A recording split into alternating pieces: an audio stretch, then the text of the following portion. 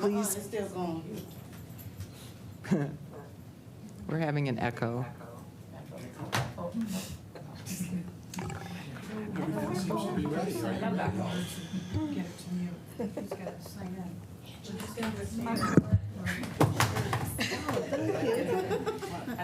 Your grin. All right. I would call that a. Can we call the roll? Yes. Okay. Okay, Cavell, Here. Colwell, Here. McGillivray, Here. Powell, Here. Charles is absent with notice. Long, Here. Moss, Here. Woodward Here. is here as ex officio. Gershenson Here. is here as ex officio. Markham, Here. Madam Chair, you have a quorum. Great, thank you. Let's stand for the Pledge of Allegiance. I pledge allegiance to the flag of the United States of America and to the republic for which it stands, one nation, under God, indivisible, with liberty and justice for all. Okay, next up, we have approval of the minutes. We have 5 sets of minutes from our hearings, I think. So does anybody, I need a motion from Commissioner Moss. And can I move approval of like all of them, A through E, or do we have to do them Yes. separately? No, We can- you can approve them all. I'm moving approval of all of them. Commissioner McGilvery seconds. Does anybody have any comments on any of those minutes? If not, let's prompt the vote, please.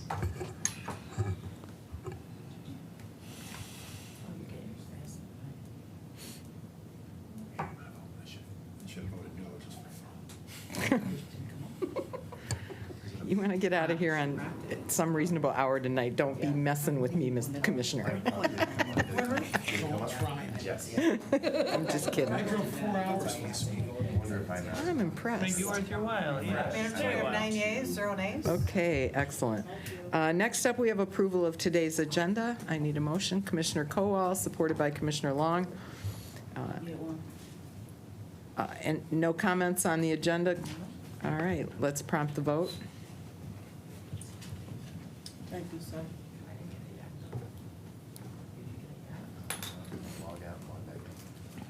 Are you still in EDI? Yeah. Leave the meeting, just leave, don't log out, just leave. Oh, yeah. You can do a voice vote for now. So Gary. Yeah, you can voice vote right now. Woodward? Yes. Okay. What did I do now? Madam Chair, you have 9 yeas, 0 nays. Okay, thank you. Motion carries on the agenda. Next up, we have public comment. At this time, we'll open up the floor to anyone from the public who cares to address this committee. If you want to address the committee, come to the end of the table and state your name and where you live. Seeing no one, I will close public comment at this time.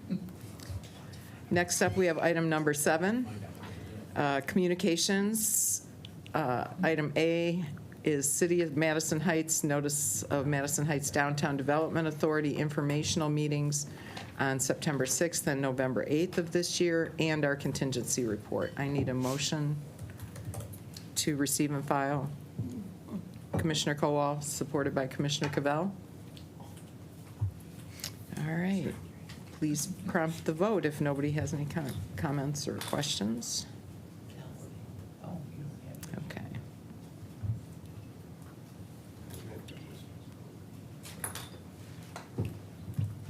Something happened. Uh-oh.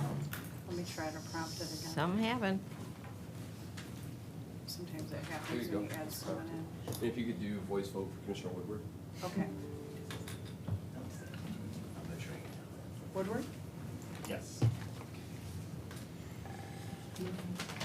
Madam Chair, you have 9 yeas, 0 nays. Okay, well, moving quickly through our first 7 items, I have a feeling the rest of them are going to go a little slower.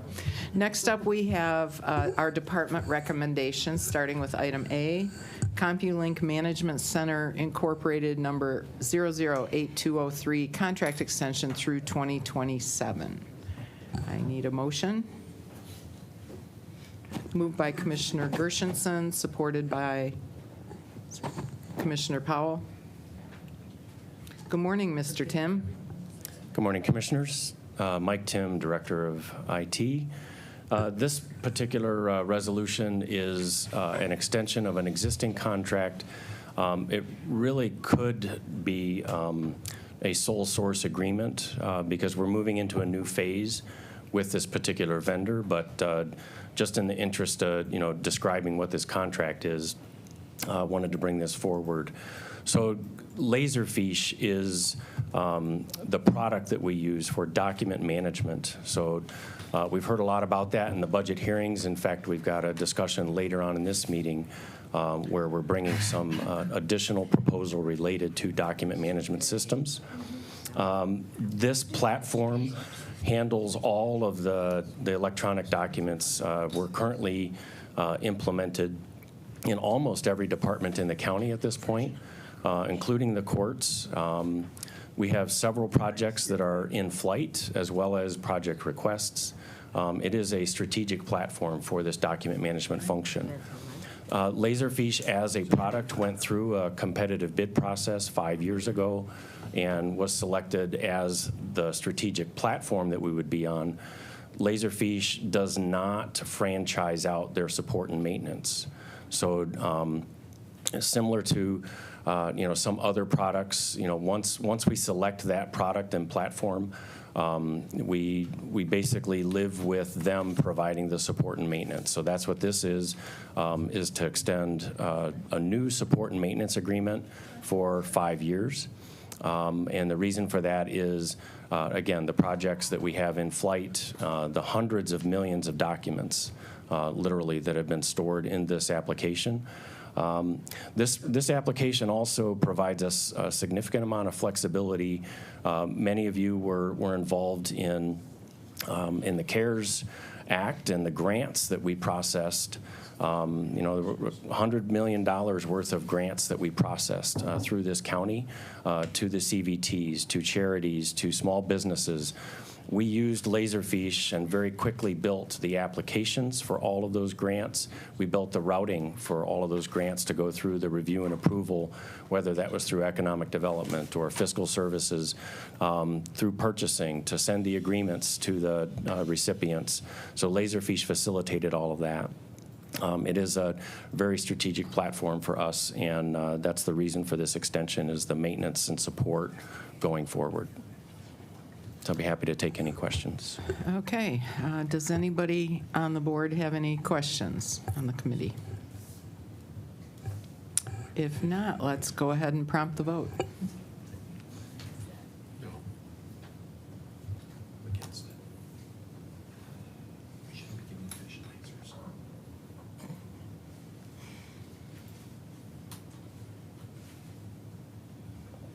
Woodward? Yes. Powell? Marco, I did have a question, Okay. just real quick.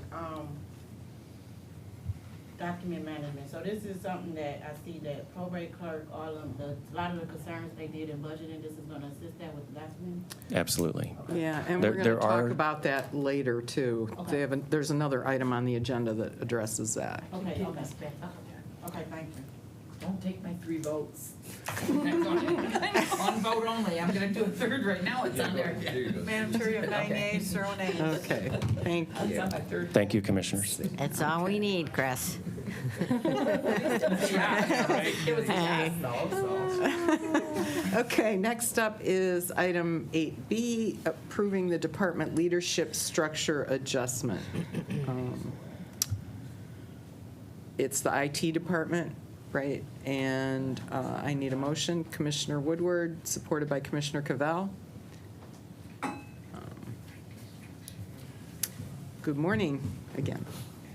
I think it's still morning, right? Yeah, we still Barely, got a few but minutes. yes. Hopefully, it'll still be morning by the time we get done with this one. So I'm joined here with Deputy County Executive April Lynch as well, who's running HR. What we're asking for here is the adoption. Well, let me set it up here a little bit. We've been struggling a little bit in regards to our recruitment process for our senior level positions in IT. Fortunately, we haven't had a big turnover. There is a particular position, the TSN position, that has been open since this administration has started. There's been a few times that we've had a candidate in-house only for the incumbent, or excuse me, I shouldn't say incumbent, but the existing employer to come back and make a counteroffer to that individual and swoop them back up. We had some analysis done on this, and it has been our position, working with HR, to change these position titles so that if they do become open in the future, that we can be more competitive. We can't offer the same money as IT departments in the private sector can, but from a title perspective, we want to be a little bit more aggressive with the titles. And we are also asking for a CIO position. There's a lot going on. You just heard from Director Mike Tim in regards to IT. They're doing everything possible to make sure and keep our systems running and maintain, but we would like to get a Chief Information Officer position available so that we can have some more strategic planning done in the future. This is budget neutral, and it's also position neutral as well. I don't know if there's anything else to add. April? I'm here for questions. Okay.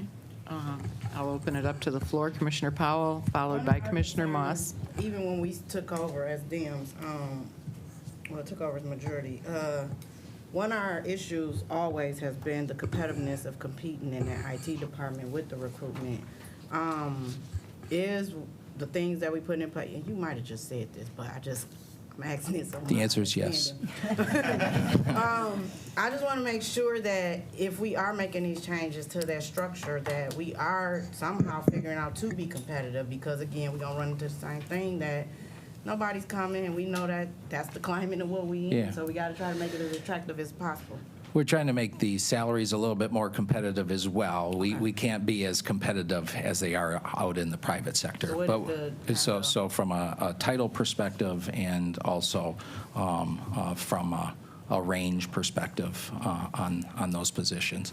And there will be, over the next 12 to 18 months, also looking at the rest of the organization too. It doesn't just start at the top, but that's my responsibility in regards to having oversight of IT, is to make this change first and then look at the rest of the organization. Tim, can you come up?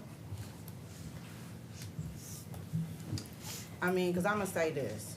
What was his name? Bertolini? Is that who left? Was Bertolini. it him? Bertolini. When Bertolini left, he left. And Tim's at least took the initiative to kind of step in place and carry us through, right? So I just want to kind of understand from you, because you got to work with these people, and I understand this leadership, but I just want to kind of hear. And I just kind of feel. And I know. No. I've always seen Tim to at least be fair and transparent, even with us, even when he knows what's going on, right? So I have a respect for you, and I just want to hear your comments with the restructuring, because you got to work with it. That's all. I just want to hear your opinion on the things and that's going on in your department as well. Yep, thank you, Commissioner. I support this resolution. I support this moving forward. For the last 3 years, I have been doing my best to fill that empty role. Yep. And the empty TSN manager role. Obviously, I can't do all 3 jobs, because the director job is still a job also. And I think this is a good strategy for us to move forward. And I have talked with Sean about how we continue to do that, so I'm supportive of moving forward in this direction as well. Thank you for your comments. I love that he's okay, that he has a positive spin on it. So thank you so much, because we all got to be a team in this transformation. And I would hate to hear you had an issue with it and then you then got out on us, because I have a different regard with you, because you have helped carry us this far. So thank you. Thank you. Thank you, Commissioner Powell. Commissioner Moss. Yes, and I would concur with Commissioner Powell that you should be fair and transparent even with us. I agree. I do my best. Question is so we're not really changing the positions. The salary is sort of, but we're not really changing those, and we're not really changing responsibilities. We're basically changing the title. We're changing some titles, but there have been a couple of individuals, as Director Tim just mentioned. Not only has he been working to fill that position, he's actually been doing the work of that unfilled position along with another director over there as well. So, But we're just basically changing the name, the titles to make them more that's correct, and adding a impressive. CIO. Yes. And putting a CIO, yeah. Yes. See, I still remember when CFL was only half of AFL CIO, so that's, so essentially, you're changing it to Yes, it works director, out still. to director of, rather than whatever it was before. It's sort of like, and if you want to change it even more, to become even more competitive, it could be executive director of, or maybe even senior executive director of, or super senior. So basically, we're just putting more like stars there, but not changing the position themselves. Doesn't cost us anything. Why not? I mean, we're actually taking the TSN role and making the CIO. So we've got a CIO, a deputy CIO, we've got a director, you're going to have to help me, a cybersecurity, correct? Director of Applications Chief Information Development. Security Officer. Yeah, Chief Technology Officer. Right. They're changing the names of the boxes. You're not changing the boxes. Basically. We're adding a box. Adding a box. Yeah. With a cooler name. Yeah. My father was in marketing. I totally understand. This is wonderful. The CIO has more money. CIO. Yeah, And if you want to be even better than a CIO, you could be an AFL, but we'll leave that. got it, okay. Super. Points if you can tell me it was CIO from AFL-CIO. Congress of Industrial Organizations. Seriously, That's only I thought it was- because he's my vintage. That's only because he's Thank my you. vintage that he knows that. Thank you. I will. Right. Yeah, you don't think you will, but you will. Trust me. All right. So. Yeah, George Meany. So there you go for the extra point. All right. Now, okay. So you're Leave on a basically- high. Leave on a high. No, I'm like this all the time. So the bottom line is that this is budget neutral. You're simply changing the position titles so that they will sound more exalted, and we can recruit better. Fine, works for me. Okay. Anybody else? Let's prompt the vote, please. See, Extra labor, don't you know? Chuck's mind is very busy. Woodward? Yes. And I'm sure you have 9 yeas, 0 nays? All right, thank you. Next up, we have item 8C, appropriating funding for the anti-violence initiative to create the Oakland County Gun Buyback Pilot Program. Ready? I'm ready. I mean, There, Steve. I need a motion. Commissioner Gershenson, supported by Commissioner Powell. Who's going to tell us about this one? we are. Okay. Go down there. Oh, we can sit here, it's fine. I mean, this is so exciting. This has been a work in progress, and Commissioner Cavell and Commissioner Spiz have been instrumental in getting this to where it is, and I think both Commissioner Spiz and my name should be added to the, Oh, is it? Yeah. whatever it is on top. The draft, yeah, sponsors. But this is a pilot program. Our goal was to have 5 PDs participate. We have 7. We've really been embraced by the police departments in our area, and yesterday's call, they were looking to add more, but we are going to keep it a pilot program. And Charlie's been just a great advocate for the CIT program, as well as Commissioner Spiz, and I'm always saying, okay, Charlie, you explain that one, and he does, and he does a great job. So it's been a really good team project, and our staff has been incredible. We're looking to have this gun buyback in October, and you can So we're I'll looking. tag team. So this is a pilot program to initiate a gun buyback that would be hosted on one day that all the participating police agencies agree upon, so like October 29th. And the goal would be to give people gift cards or gas cards in exchange for them giving us their guns. And the guns will be checked and then put through property, right? You know all these words? Put through property, and then they'll be taken away to a different location to be destroyed. And so in exchange for getting guns off the streets, we'll give you $50 to $200 worth of gas or a gift card.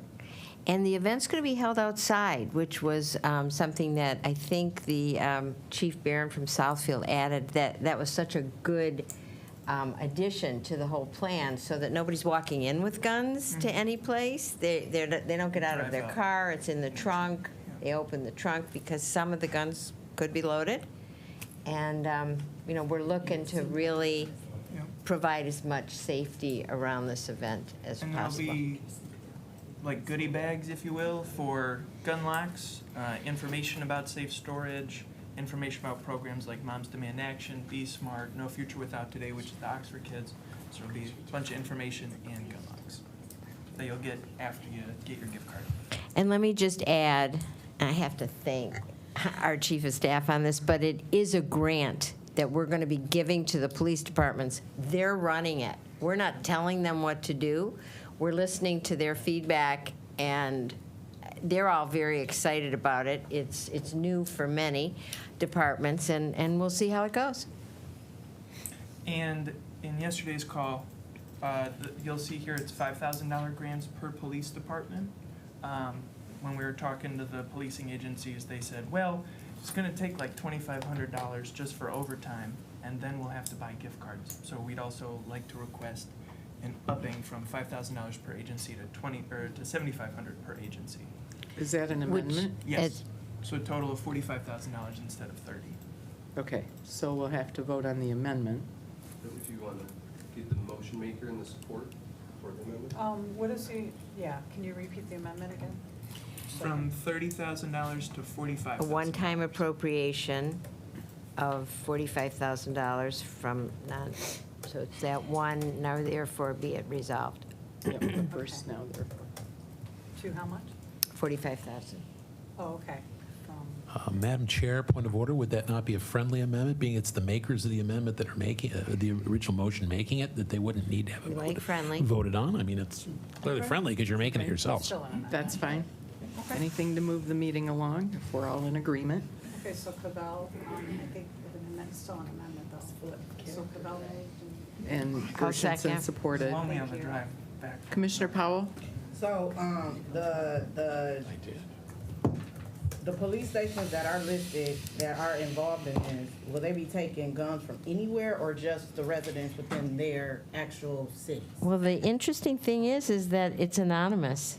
So people, Oh, okay, okay. you drop off, we're not taking your name. You just drop off your gun. So there's no saying that it's going to come from any particular community. And should I mention that it's Royal Oak, Berkeley, Southfield, Auburn Hills, Bloomfield Township, Ferndale. Right. And, shoot, what else I was gonna ask? I forgot. Okay, And Lathrop Village. okay, thank you. Anybody else? Commissioner McGilvery? Any idea how many guns we'll be buying back? Any idea at all? Absolutely none. Yeah, that's why it's a pilot. So we don't know. When these have been done before, they've often had to do them again because they run out of gift cards for people because the demand is higher than expected. Not that that'll happen here, but that's part of why we're adding And then, to be 25. honest, there are those that don't bring in a lot of guns. Sure. So we were very honest in our presentation with the PDs. They knew that. The data shows some work and some don't, but the incentives do help. And also packaging it with the gun safety locks and information on gun safes and educational information increases your numbers. Commissioner Powell again, and then I'll get to Do you. y'all know how are the communities charged with doing their own marketing for this? Or will we have some play in that? That's number one. And number two, how was the community selected or asked to be a part of this? You Like, take what was the that first one, process? I'll Because we take the don't list second. all communities on here. So I just want to ask that question just in case we get questioned about the process. Great questions. So the first question, I'll take our marketing staff, so Sarah from the communications department is going to work with these local PDs to help get out the word. So Okay. there'll hopefully be an economy of scale. And that's also part of why doing it on one day is cool, because then it'll be a higher hit rate. And on informing the local PDs about it with the help of Under Sheriff Childs, he put me in touch with the head of the police association, who sent out the request to all the chiefs, and we've done some follow-up with chiefs. So everybody was invited. Oh, yeah. And now it's starting to get a little bit more traction, but we've got to cut it off just to see how it goes. Yeah, okay, thank you. Anybody else? Commissioner Kowal, sorry. Thank you, Madam Chair. All right. I have some questions. One is about the title, and then also relating to that is the last whereas. It says here, special project appropriating funding for the anti-violence initiative. So this is part of this anti-violence initiative. So what's the rest of the initiative? There's a lot left out here. And the last whereas says multifaceted approach. So there's a lot that's not being said in this True, resolution, and I want to know what we're getting It's not a involved in. one-time event. We're planning events throughout the year. This is just the kickoff event, but the CIT resolution was part of this committee, and we're looking at an educational component. We're looking at mental health first aid, which will be for residents. We're looking to partner with OCHN on that one. And then the co-responders. That's a big part of what we're going to try to move forward and increase the numbers. But so the title Anti-Violence Initiative is, that's just basically what Marcia, Mike, and I call our little club when we have our meetings. So part of the Anti-Violence Initiative was the CIT program in collaboration with the Sheriff's Office. This is part of the Anti-Violence Initiative, as it's just something we'd like to do. All this money goes just to the gun buyback pilot program, and that's all that this is about to see. But more broadly, the reason we talked about gun buybacks, the reason we all came together was around how can we prevent violence. So it's Mike's biz, Marcia, and myself having these meetings, and so through those meetings, we came upon Lieutenant Workman's great draft about CIT, and we came upon gun buybacks, and so kind of that's where that name comes from. Okay, I appreciate that. And is there any way to see what the plan is all laid out right now? We're kind of getting it in bits and pieces. Sure, we can And, do you that. know, Yeah. We so, can I do mean, that. what are all the, what's the complete plan? Yeah. I know things can come up during the process, I'm sure. Yeah. But I'd like to know a little bit more about the whole plan before, voting on one part of it. Sure, You know what I mean? and it is a fluid plan. Like when the kids from Oxford came, we invited them to give us some ideas if they're hearing about a program. So it is fluid, but we do have certain programs that we're sure about that we're going to put forward. So we can develop a draft for Yeah. sure. Yeah, I'd like to see an overarching plan, which technically we were supposed to see with all the ARPA funds that I don't remember seeing. If anybody did, please let me know that there was supposed to be an overarching plan. So instead, we're just kind of flying by the seat of our pants and doing things as we go along. Yeah. Can I just comment, though, Commissioner Kowal? Yeah. We do have a plan. We have identified buckets, as well as administration has identified buckets. So there is a plan on the Okay. ARPA. Have you seen it? No. Well, you've all Okay. received the bucket list from administration, the areas that they focus on. And Okay. we also have a bucket list, the commissioners, and we've shared it with you, with Commissioner Spiz, to share with your caucus, and invited your caucus members to be Okay. involved. I'll take that back then. I'll take that back. I was wrong in that regard. But, yeah, I just, in this regard, too, and, I did some research on this issue, and for the most part, the common thing is that these programs are not effective. They're just not, they don't really make a difference at all. It's just kind of like a feel-good thing. And we felt the publicity and the messaging around it and safe gun ownership was worth it. We presented that data to every department. We haven't made a promise that this is just going to be amazing. Like the Houston one that had such an outrageous turnout, they had to close it down. That would be amazing, but we've been very realistic and honest about our expectations. Okay, thank you. Commissioner Woodward and then Commissioner Moss. Yeah, thank you, Madam Chair. And I mean, I guess specifically around this this program, if this program manages to find one weapon that's been used in multiple crimes that could help lead to the prosecution of those individual things, or at least be able to connect crimes that might have been involved in that incident, That's true. it's worth it. I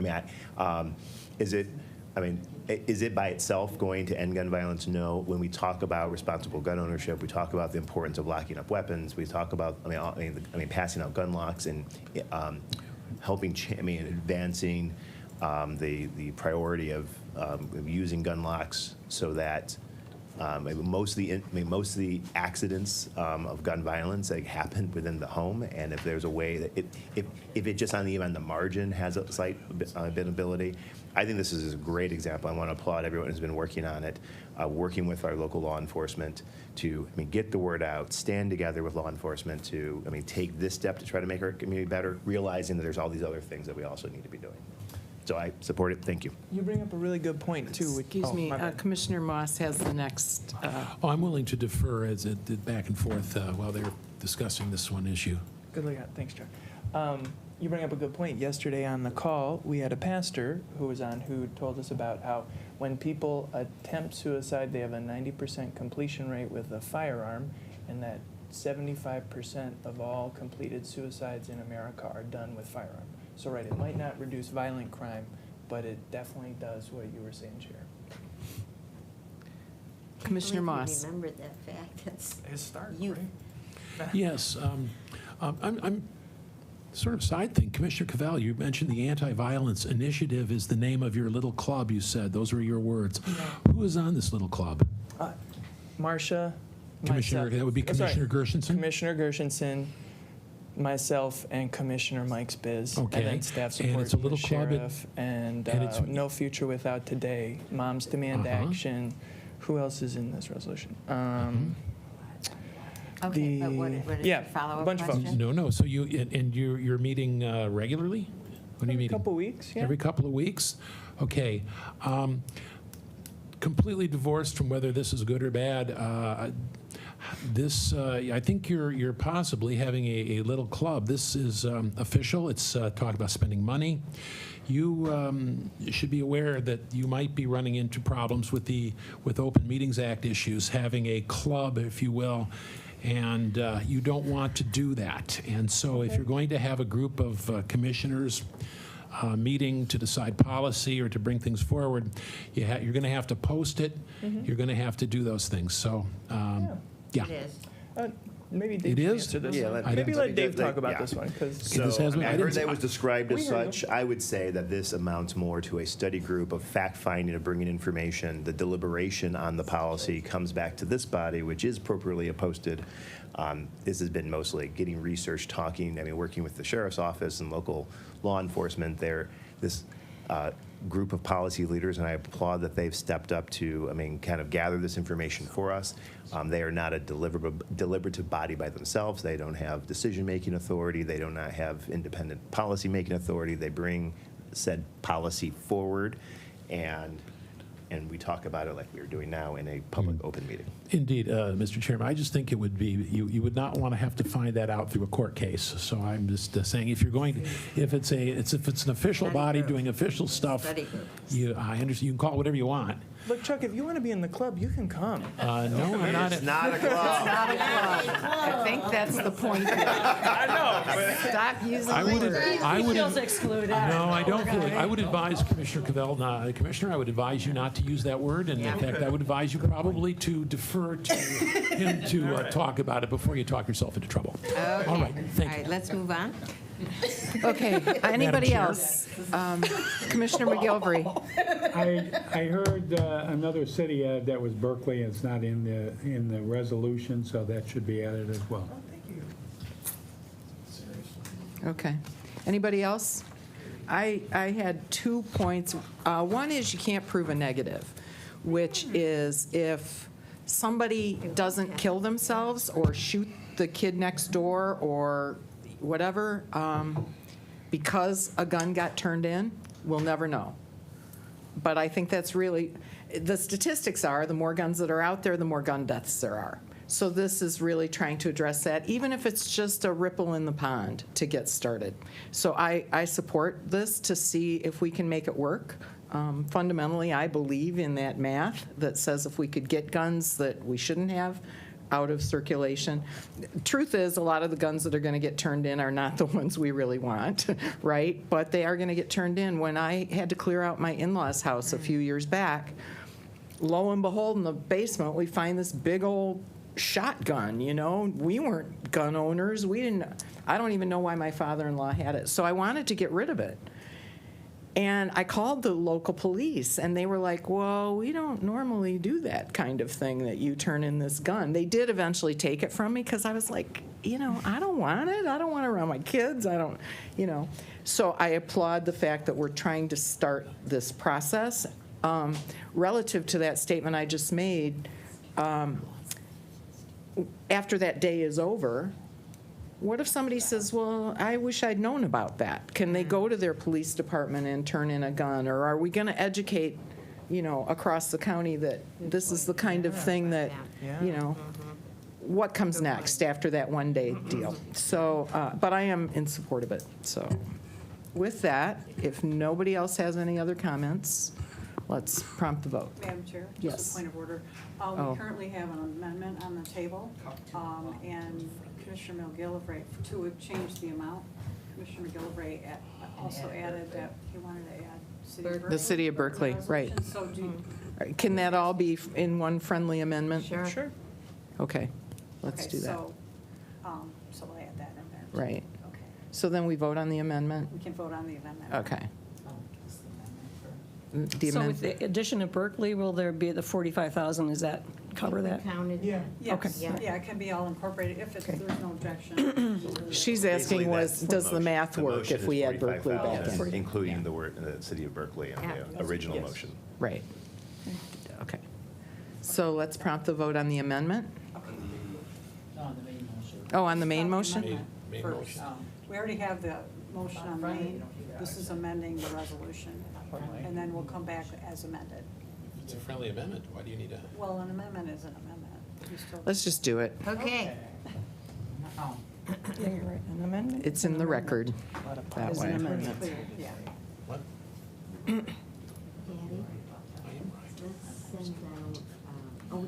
Madam Chair, you have 9 yeas, 0 nays. Okay, and then we have the main motion.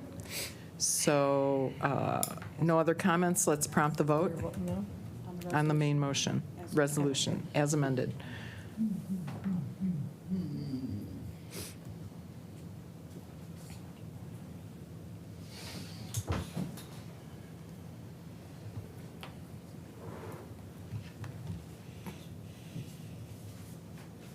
Madam Chair, you have 7 yeas and 2 nays.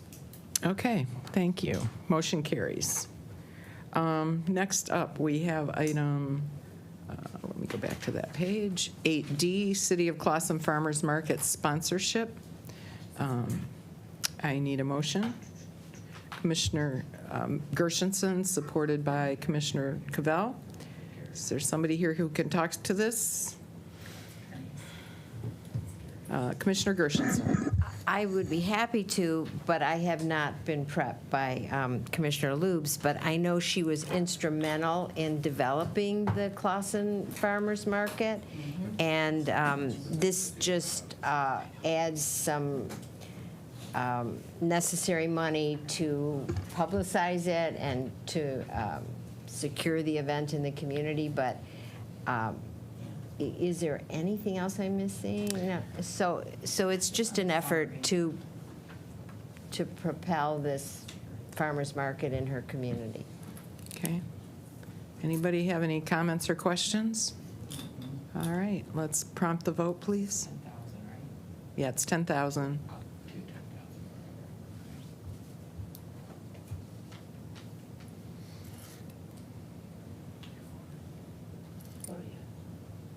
Madam Chair, you have 9 yeas, 0 nays. Okay, motion carries. Next up is item 8E, Take Route 2022 Annual Gala Sponsorship. I need a motion. Commissioner Moss, supported by Commissioner Powell. Who can talk about this one? Do you want to, Chuck? Why don't you? I don't know. I have 2 loose words for you, so I don't know. Wait, is this a club? Too loose. Well, Is this a And he'll club? correct you. He'll correct you if you're. It's the Take Root Club. so Take Root is a nonprofit organization that works in the community, focused on dance with the disabled community. So this is their annual gala, and this is a request for sponsorship. And Commissioner Moss and I are co-sponsors on this. So his name should be added. Yeah, we need to have Commissioner Moss's 5,000 is the name added to, as a sponsor. Any comments? Let's go ahead and prompt the vote.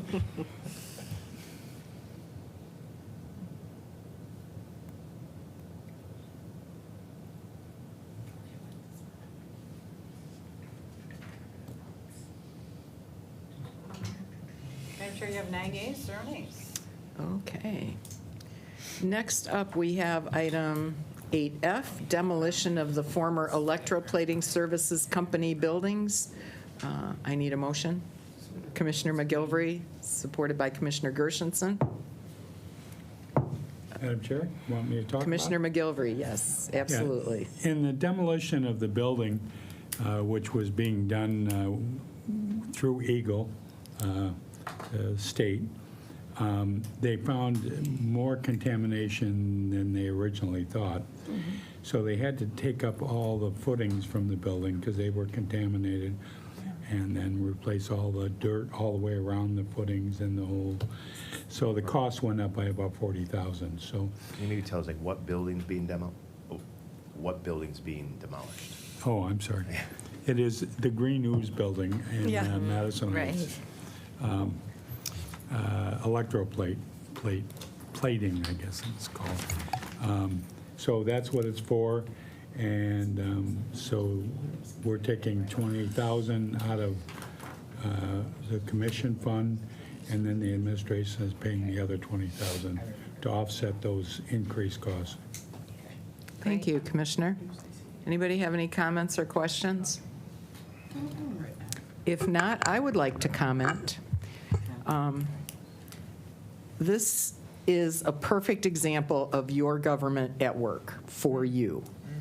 I mean it. And to anybody in the public that's listening to this, when this happened a couple years back and there was green slime oozing onto I-696, everybody went, how did that happen and where did that come from? And we have figured it out. It was this company, Electroplating, that's no longer in business. Their building just sat there and started to deteriorate, and the fact of the matter is, the state of Michigan and Oakland County paid to have that taken care of through Eagle and so on.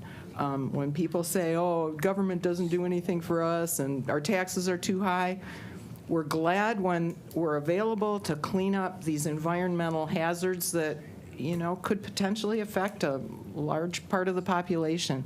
And I've often wondered about these, you know, there's brownfields everywhere throughout Oakland County from old manufacturing companies where companies walked away and nobody paid the bill to clean it up. And that's what government does sometimes. And we may not like spending our tax dollars that way, but that's what we do. So, Commissioner Woodward. Well, and I would just say that it's even more than that. I mean, this was litigation to condemn these properties. The city of Madison Heights, I mean, doing an incredible amount of work to, really take this property away from an owner that was incredibly negligent.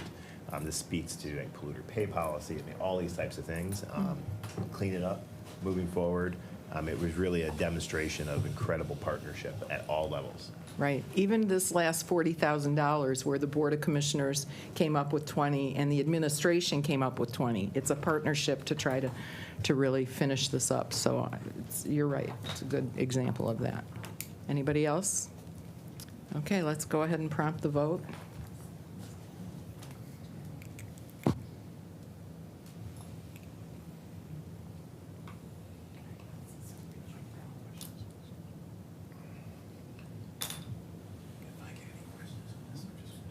I'm sure you have 9 yeas or nays. Okay, motion carries. Next up, the Kids First Initiative. I need a motion. Commissioner Powell, supported by Commissioner Gershenson. Commissioner Powell, want to tell us about it? So just to share with my colleagues, you all probably remember Mr. Bell. Mr. Bell comes and does the scientifical presentations at our meetings, and he's doing great things with our kids throughout Michigan, but more so right here in Oakland County. He has been in districts, I think, on both sides of the aisles to do presentations with kids. And STEM, we know that a lot of our world is going in that direction to focus on that, and he's right on path to expose our kids to those type of advantages and opportunities, because we do know also, and even though he's born and raised from Pontiac, he does do most of his work within Pontiac.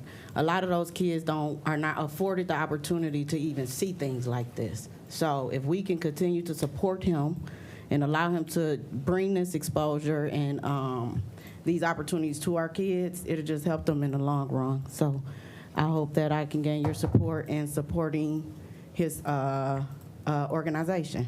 And I'll turn it over to Marsha. Did you want to?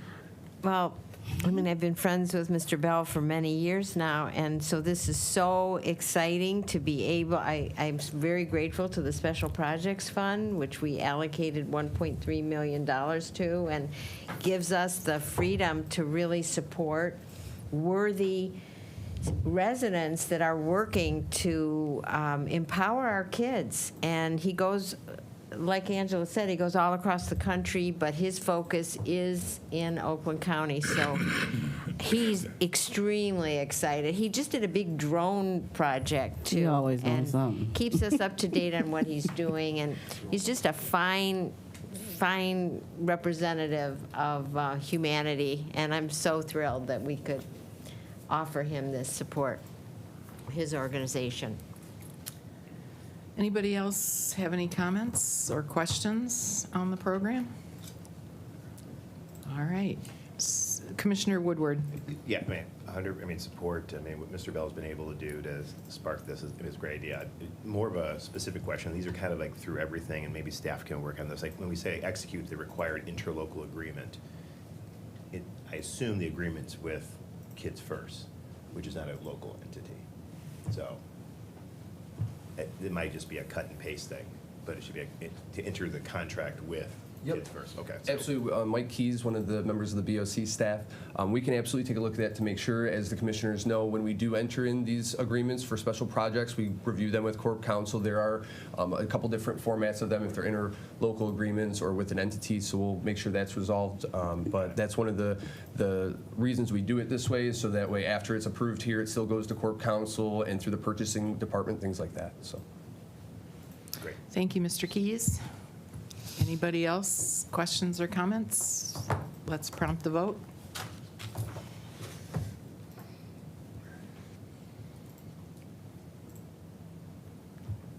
I just want to take the opportunity right here while we're waiting for all this to come up to give a shout out to our staff who is marching us through all these initiatives and keeping us straight and recording everything.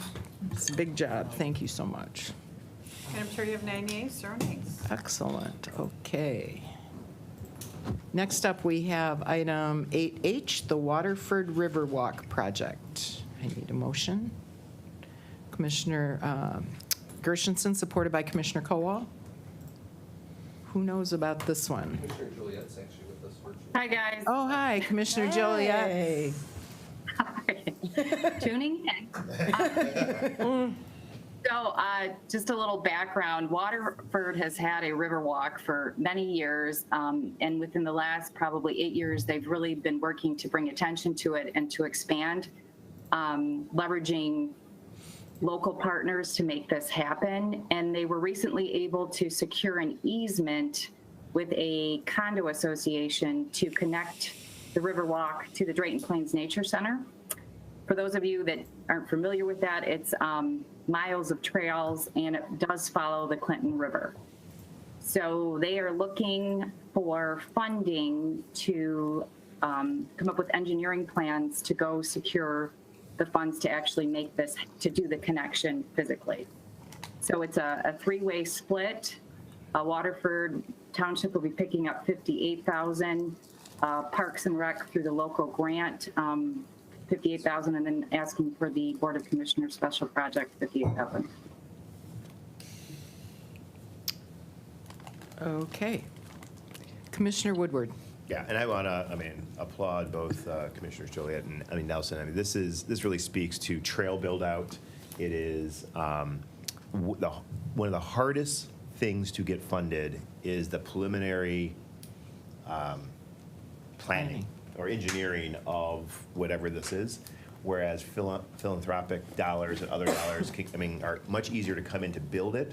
They generally don't pay for that preliminary work, and in part because it's a measure of are we serious about doing this? And so the hope is with this, upon the completion of this, that dollars, whether it's through other corporate sponsorship or philanthropic dollars, to actually build out the trail to connect these trail systems that exist, is just it's one of those things that lends itself into building out the miles and miles, additional miles of trails that we want to hopefully accomplish over the next decade.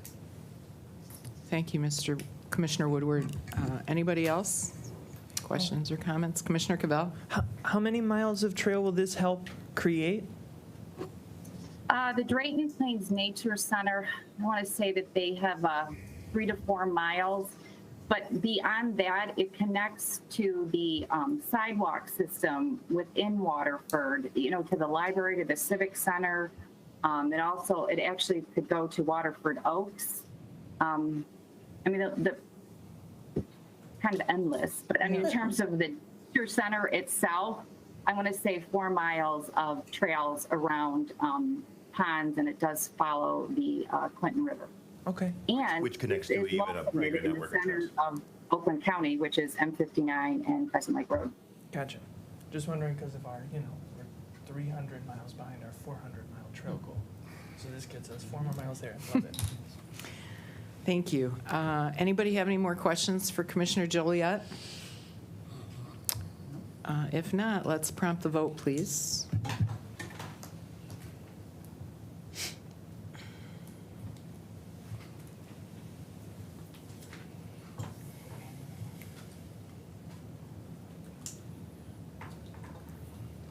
Madam Chair, you have 9 ayes, 0 nays.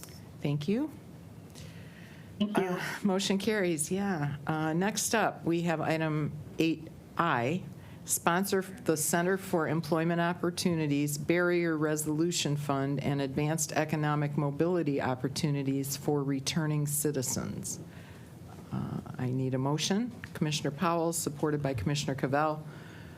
Who can speak to this one? Angela and Charlie, you two are sponsors. I'll start. So I had the pleasure of attending their CEO's grand opening. They have been doing some work in the Wayne County area, and they finally made their home site for Oakland County in the city of Pontiac, and they're actually in the bottom section of the lighthouse right off of Wide Track in Woodward, and that's where their housing, their office is housed. But basically, it's very direct here. They want to assist returning citizens and help them overcome all the barriers we know that returning citizens face in employment, residency, just all types of things, just to get them acclimated. And they even have structured programs. They broke all this down. So they have a plan, they have a program, and one of the exciting things is that some of those returning citizens now work for them.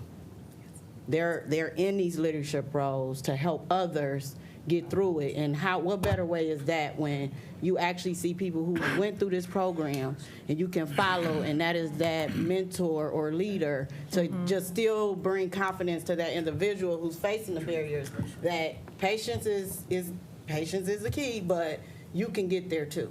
So I'm happy and I'm excited. Hopefully, my colleagues will support this, and I'll turn it over to Cavell so he can elaborate a little bit more and introduce our guests.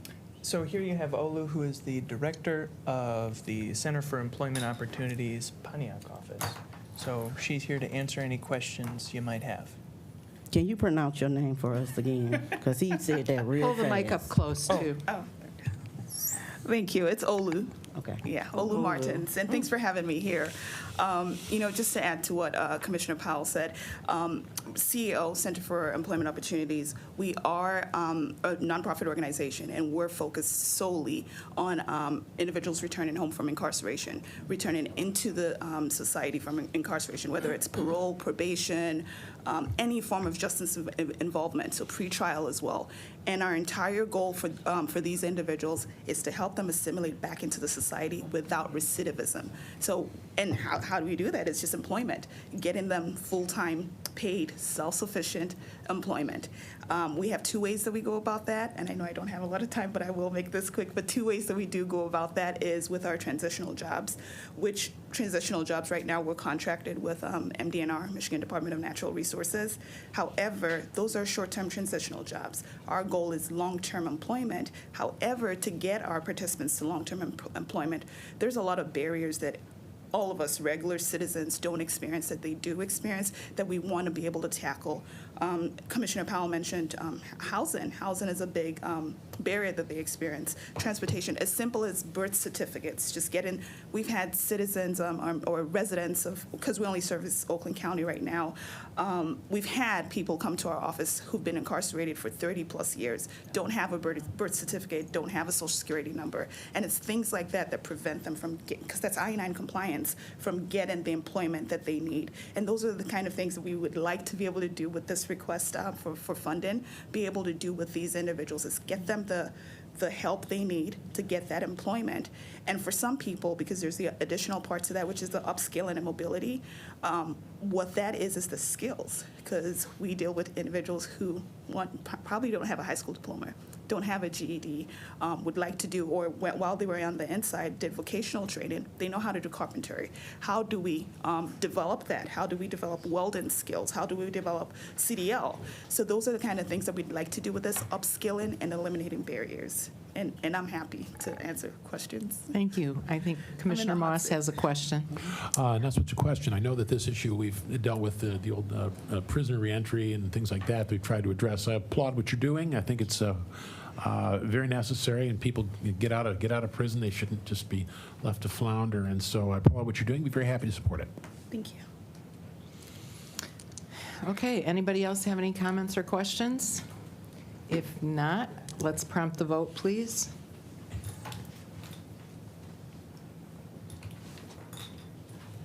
Thank you. Madam Chair, you have 9 yeas. Thank you. Motion carries. All right. Last one is item 8J, the match for the Tri-County Summit SEMCOG Planning Grant. I'm the sponsor of that. I'll talk about it. The Tri-County Summit Broadband Group. Oh, we need a motion, right. Okay, Commissioner Powell, supported by Commissioner Moss. Yeah, okay. The Tri-County Summit has a subcommittee that is looking at broadband for the Tri-County. As we started to dig into this, we found out that Connect Michigan is doing a study of the whole state in terms of broadband access. They're not including the 3 counties, Macomb, Oakland, and Wayne, because we're too dense and we're considered to have broadband pretty much throughout, but we all know that that's not really true.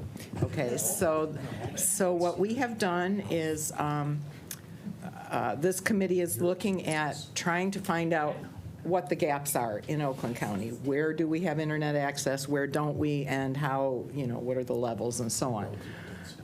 A couple of other counties that we just spoke with last week, Washtenaw County, for one, has hired an organization that actually went out and did all that. And that's what we're studying it and creating, helping to create a plan for where we're going to go next. SEMCOG had grants available, planning grants to do exactly that. So we applied for one, and Macomb and Wayne County applied for one as part of the Tri-County Summit. We were awarded $45,000 to us. Wayne County was awarded $45,000. So together we have $90,000, and we have a small county match that we have to provide to get this grant, and that match is $8,167.50 to match the $45,000 that we're getting from SEMCOG. So, Commissioner Cavell. This looks great. Can we not use the $1 million we allocated from ARPA for broadband for this? Because it.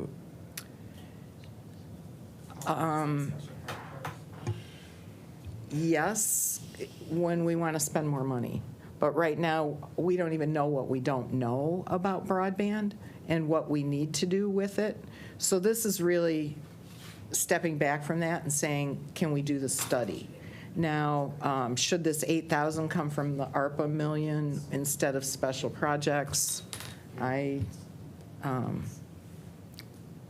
guess I don't have an Talk to the opinion administration. necessarily. It might be eligible. I mean, let's talk. I mean, right now, let's just like move it this way. If it's something that's eligible, then we can make adjustments. Turn around and flip it Whatever. back, yeah. Right, I mean, if after talking to administration on the floor, you could say refundable, if it could be refundable by ARPA, but the thing is, it'll delay. Right. And if you want to move ahead, but I have to really say how excited I am about this whole initiative. We've been talking about doing something about broadband in Oakland County for years, so at least we're starting the journey. Yeah, it's a complicated topic is how I will state that. So, good, I'm glad. Commissioner Koa. Thank you, Madam Chair. And to Commissioner Cavell's point, I'm a little bit confused because we did allocate $1 million of ARPA funding to do this very thing. So granted, it's just for Oakland County, it's not regional, but I'm just, We I'm will confused probably right now. end up spending that money down the road, but right now, we don't know what we want to do, is where I'm at. What we want to do right now is figure out what we don't know. Where are the gaps in the county so that we can start to pull a plan together? And then I expect there will be bigger investments. For example, if we decide we want to try to create a backbone down Grand River, for example, just as an example. I don't know if that's something we will do, but it's an idea that a cable backbone down Grand River, that's the kind of thing I think the $1 million is more geared toward, because we think it's going to be much more expensive to do what we want to do. I mean, we're talking hundreds of millions, but right now, this was just a way recommended by SEMCOG, hey, we have these grants out here, why don't you guys try and take some of this money to get started? So that's how we got to where we're at. I think we'll still be spending the $1 million in the future, but we don't. But the $1 million was to study, to get a study. Right, right. But SEMCOG says they'll pay for it, so that's how we started, was with SEMCOG's money. So Okay. We're not done. This is just step uno. Oh, the SEMCOG grant is federal funds. Thank you.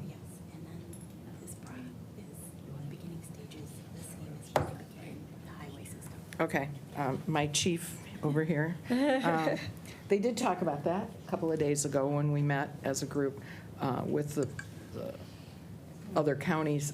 This is federal money that comes through SEMCOG for these planning grants, so that's one thing. Also, they are talking about it like this is how they started the highway system, you know, trying to figure out where they needed the highways to go back in the 50s. It's, in trying to understand this, what I will say is every time we talk about it, I get more confused. Can I say that? It is. yeah, you can. It's very. I'm there with you. Yeah, no, it is. I mean, if you talk to, for example, I've talked to the people in Farmington Hills, where they together figured out they wanted to handle broadband by themselves, and they hired a corporation to come in and lay that backbone, and then all of the other cable people will be hooking into it, and they've worked out a whole financial structure to do that. Well, that's good, but that's not what some other communities are doing. So I was talking to somebody from Novi yesterday, and they said, oh, yeah, we spent $100,000 to figure out where our gaps are. Well, okay. And, oh, you can have our information if you want. I said, that's great. We'll pull that information in. But it's not consistent. You know, you go out into, say, the hinterlands where you live, and there are people who don't have any cable coming to them, and, you know, so it's... No, she meant me. No, well, either. Commerce, and too, is a Commerce is the nightmare. same, Rose Township, I mean, you Try get being into... out in Springfield Township, working off an app on your phone. That's exactly right. So we are a long Doesn't work way so from well. having a real plan. Yeah. This is just the first step of trying to figure out what we don't really know that we don't know. But the company that we're thinking about using is the company that was used by Washtenaw County, and also the state of Michigan is using them, Merritt, who else is using them? Livingston County as well. So we're trying to get ideas from other counties. We're a little bit behind, actually. Like Washtenaw County's been working on this for over 4 years, and they boom, boom, boom, boom. They know what they're doing, so. Okay. Thank you. I wish I had a better answer. That was kind of long-winded for nothing. We all do Anybody our else? best, right? Yeah, we do. Anybody else? Okay, let's go ahead and prompt the vote. Are you as confused by all of this as I am? No, that's why you're the staff. Don't say that. Don't say that before we all vote yes for it, please. Madam Chair, you have 9 yeas, 0 nays. Well, as I said, motion carries. As I said before, the staff really keeps us in the right place, you know, Absolutely. moving forward, doing the right things, so. All right, that's it for the department recommendations. We're going to move on to item 9, the Legislative Affairs and Government Operations Committee recommendations. Item 9A, fiscal years 2022, 23, 24, 25, and 26 for employees represented by the Oakland County Deputy Sheriff's Association, representing the Corrections and Court Services Unit and Law Enforcement Unit. And we're going to have administration and the sheriffs here. I need a motion. Commissioner Cavell, supported by Commissioner Powell. Good morning. Well, good afternoon. Good afternoon, yes. Well, thank you. I have here, obviously, Under Sheriff Childs, as well as Management and Budget Director Kyle Jen, to help support any questions that you may have about this contract. This is for the Oakland County Deputy Sheriff's Association. This is one of our largest unions that we have in Oakland County. This is a little different. I think all of you have been with me as we've worked through all of these wage reopeners and union contracts for the last 2 years. This one is a little bit of a different flavor, if that makes sense. So one of the things was very apparent and something we were really trying to focus on with this particular group is that unlike where we are in, I don't necessarily care for the term of the Great Resignation, that's a little different than than what we did here. Policing and law enforcement has had significant issues over the last 10 to 15 years as it relates to recruiting and retention, just due to the nature of the job. A lot more people are not going into this field, and this is in all areas, not just road patrol and corrections, but also 911 dispatchers. So we went into this contract with an eye both with the Sheriff's Union and us toward recruiting and retention and making sure that we had a solid plan going forward for these particular individuals. And so as we take a look at this, just a friendly reminder that this union covers all of our road patrol, our corrections, our 911 dispatchers, and our forensic lab specialists. As we work through this, I'll do at the high level. This was a pretty large contract, so I'll just talk about the high talking points here.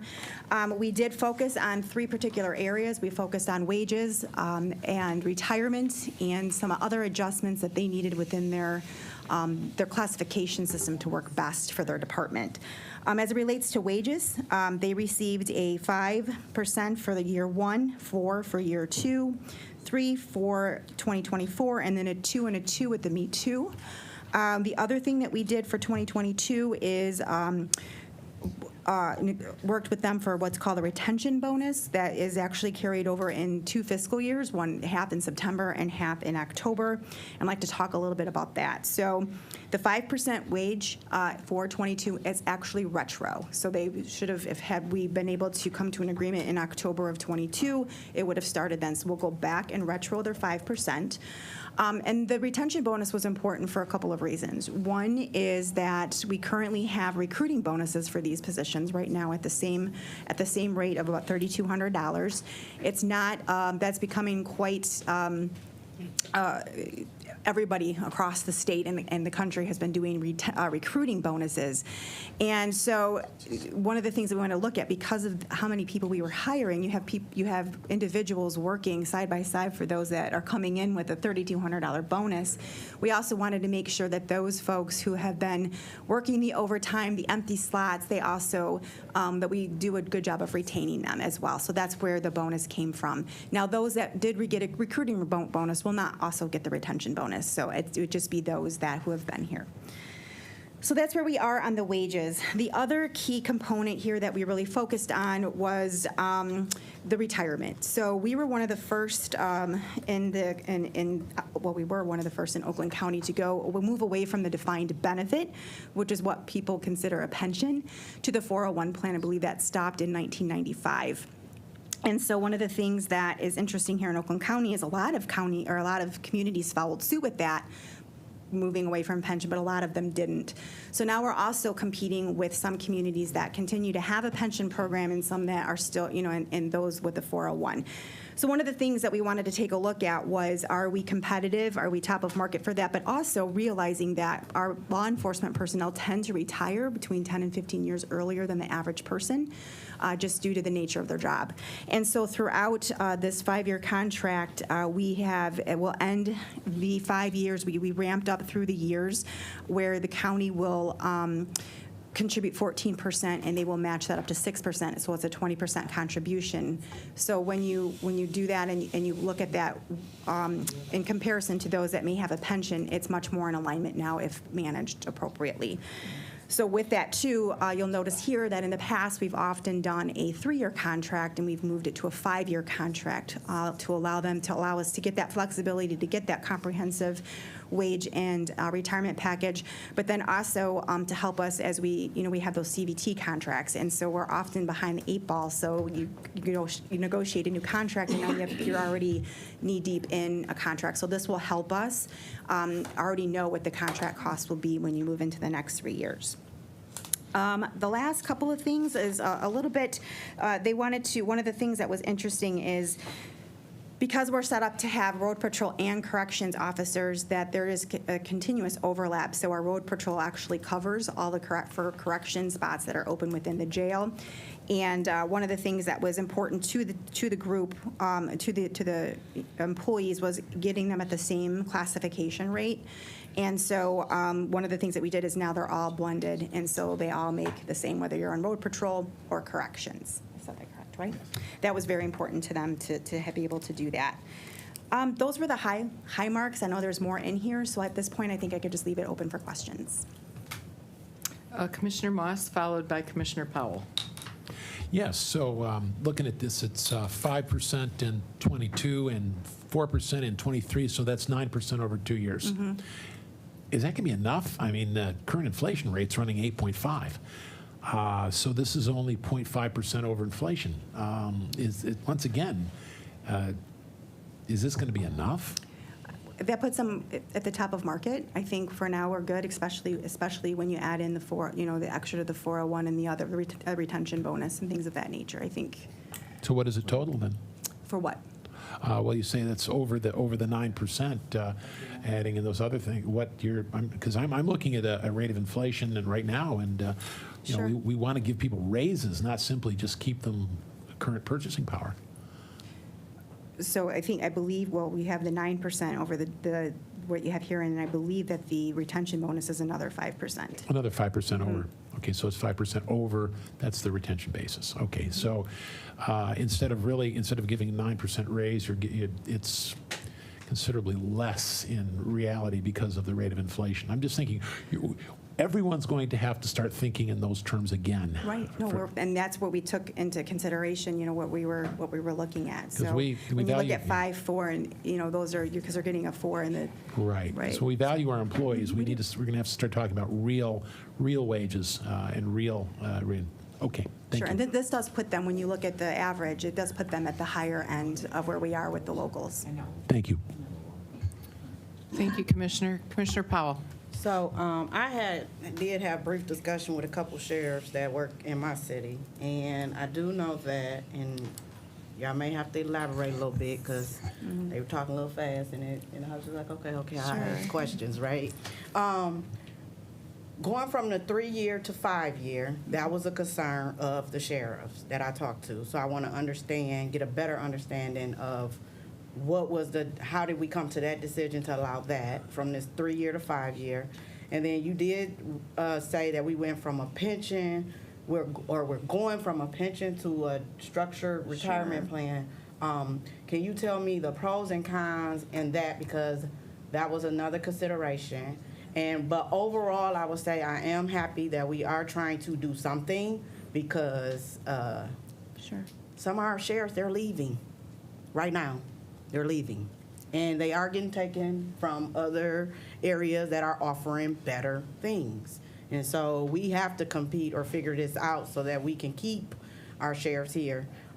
So I just want to stress that. And I mean, literally, I'm not going to go into details because we don't need to air everything. But for the most part, some of them are leaving. So, and it's becoming to be a little scary. So can you please elaborate on my 2 questions? Sure. Thank you. So let me start with the And when you say 2% and me too, what?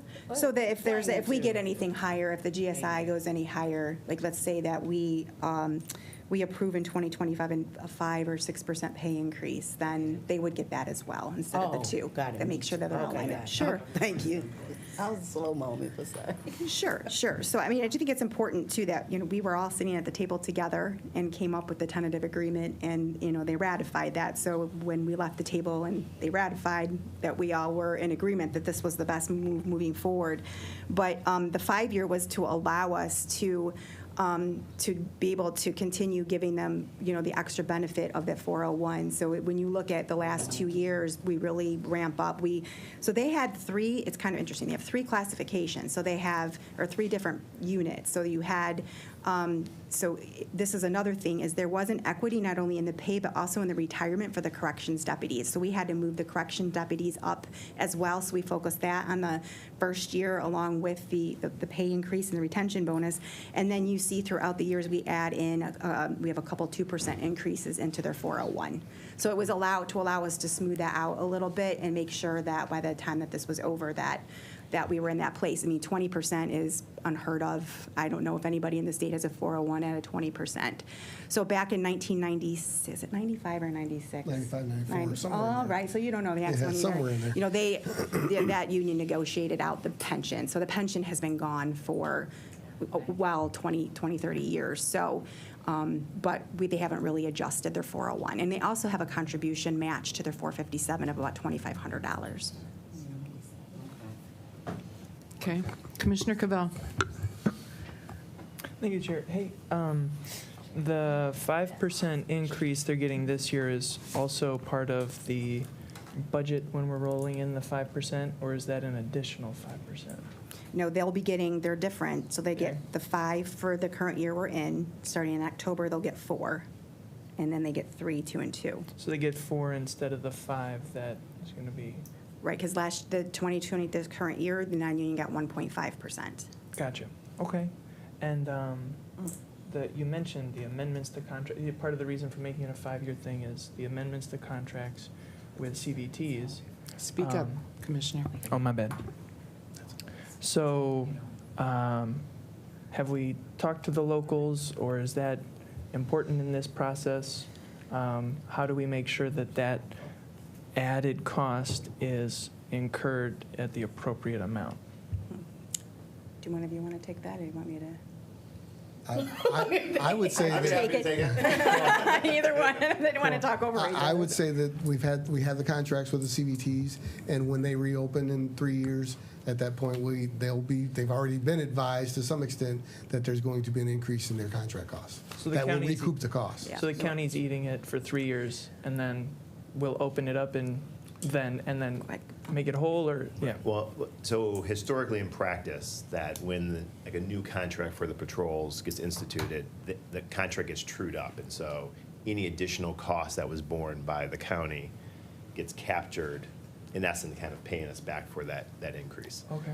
And so it's no secret that I'm a big believer to making sure that all those costs of those contracts are borne by there, and Yeah. I'm open to looking at it sooner.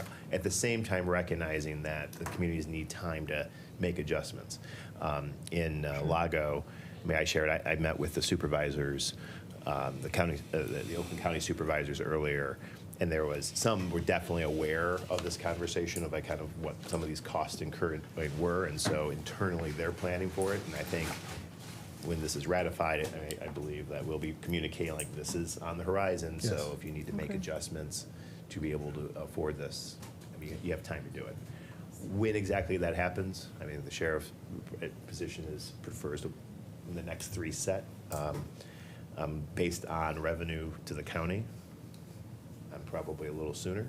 Cool. And we'll figure it out. Cool, okay, good to hear. And then also, it's important to know too that only 40% of this is actually the CVT's contract. The remaining is actually what we need to do to run the jail and the other administrative functions. Thank you.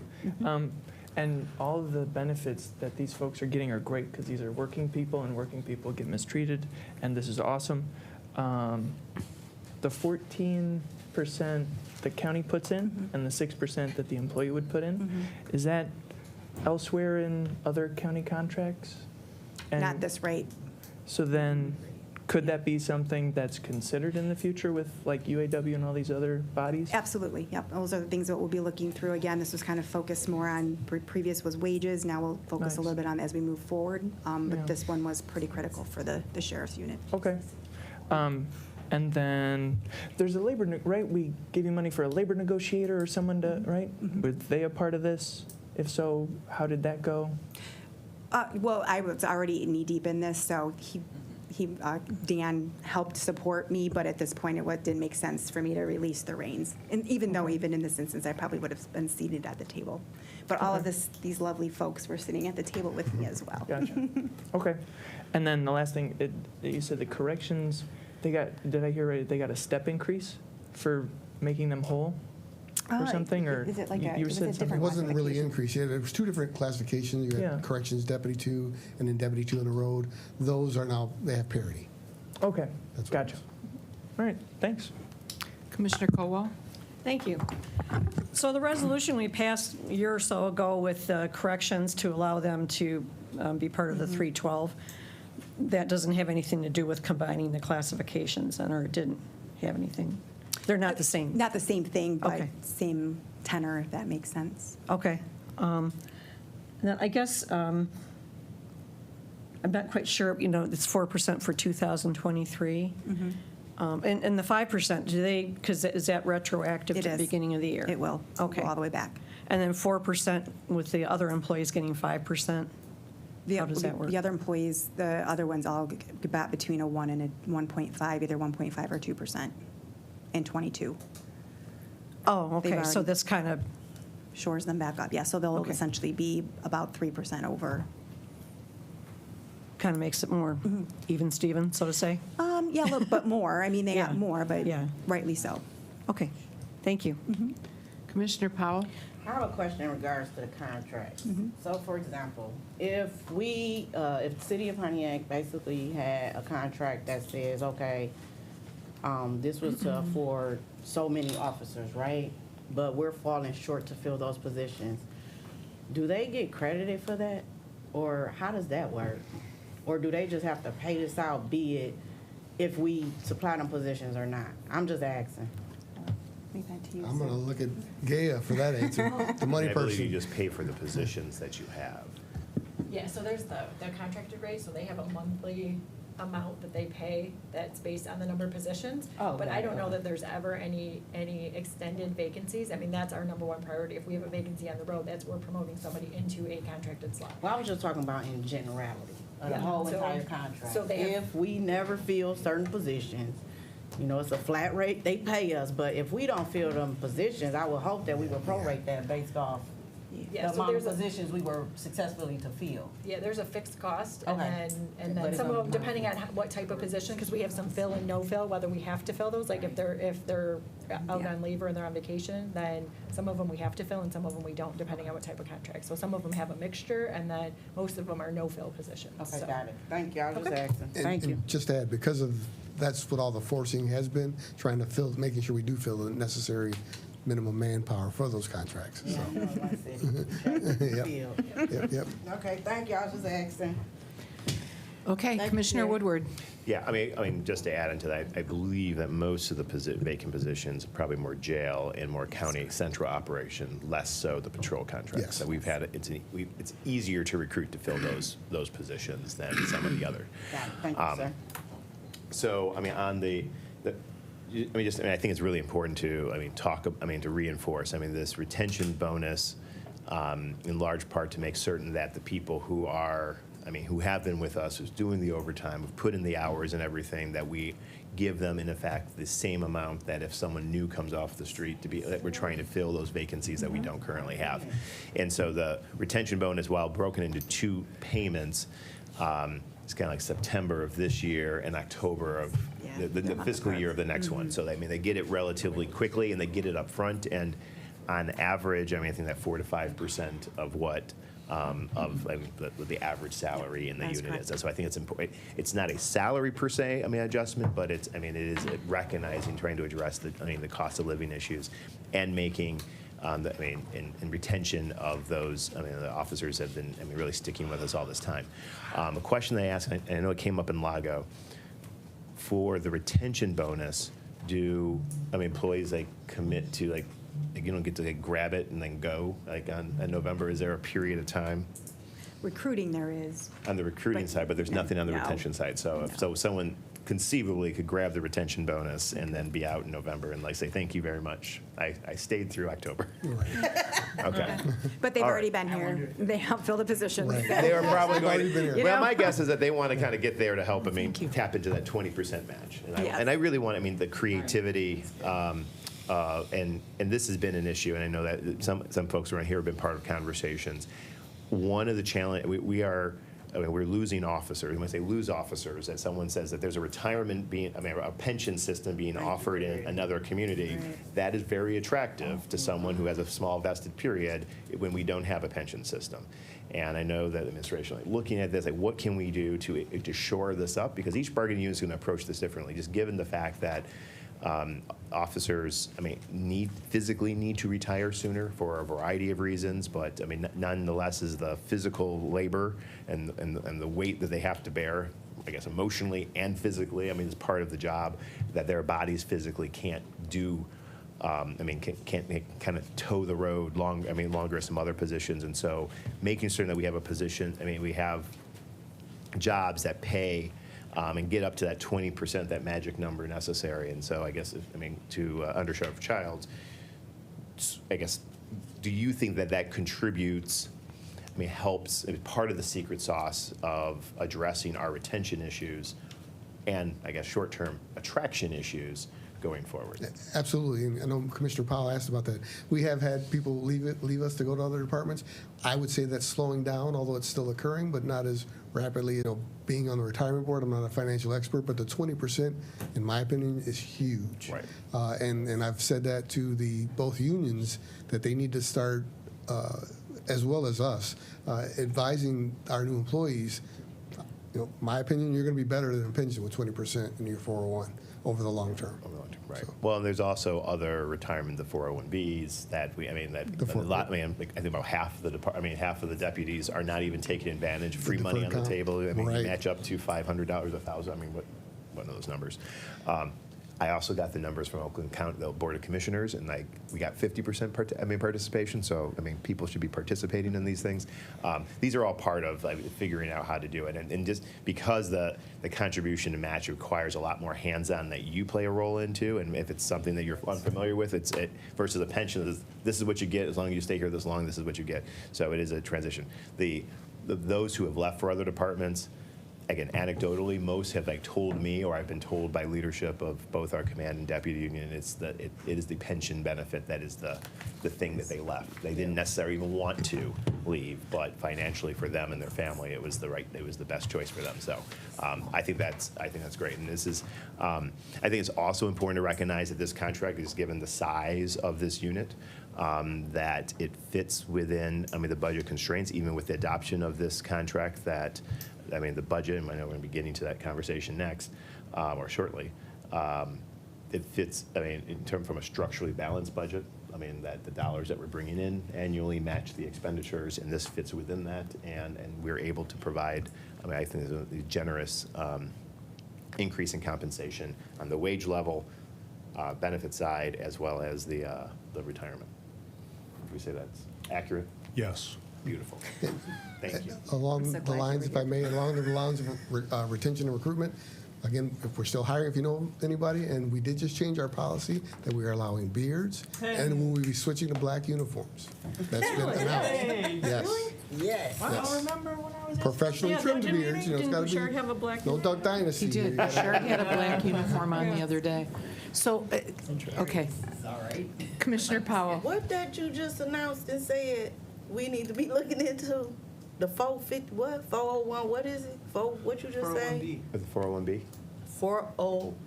I think it'd be 457. 457. 401B is match. education. Yes. Okay, April, I'm going to have to call you. You call me. I'll hook you up. See what that is. I'll hook you up. You know I ain't in There's it a yet. counselor that you're offering to participate, right? Yeah, we are, yeah. Actually, Tom May will probably be reaching out to Patty Dibb to come and have an appointment with you all. So there you go. There you go. Participation I'll double levels are check. very low.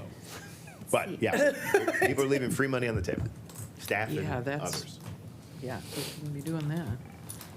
So Wow. work with Patty, I'll get him over here for you. I thought we were smarter than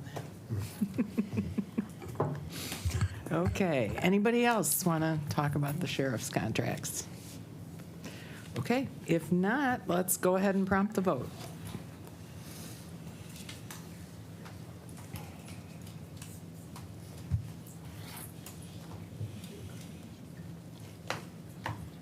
I'm sure you have 9 ayes, 0 nays. Okay, motion carries. Thank you, everybody. Thank you. Okay, we're moving on. We have 2 more committee sections here. Can we take like a 5-minute break and come back? And we'll start with public health and safety, but I know I need to take a break, so. Yeah, give yourself a break. 9 o'clock. Wait for our snacks, weren't we, Gary? And snacks are here, so.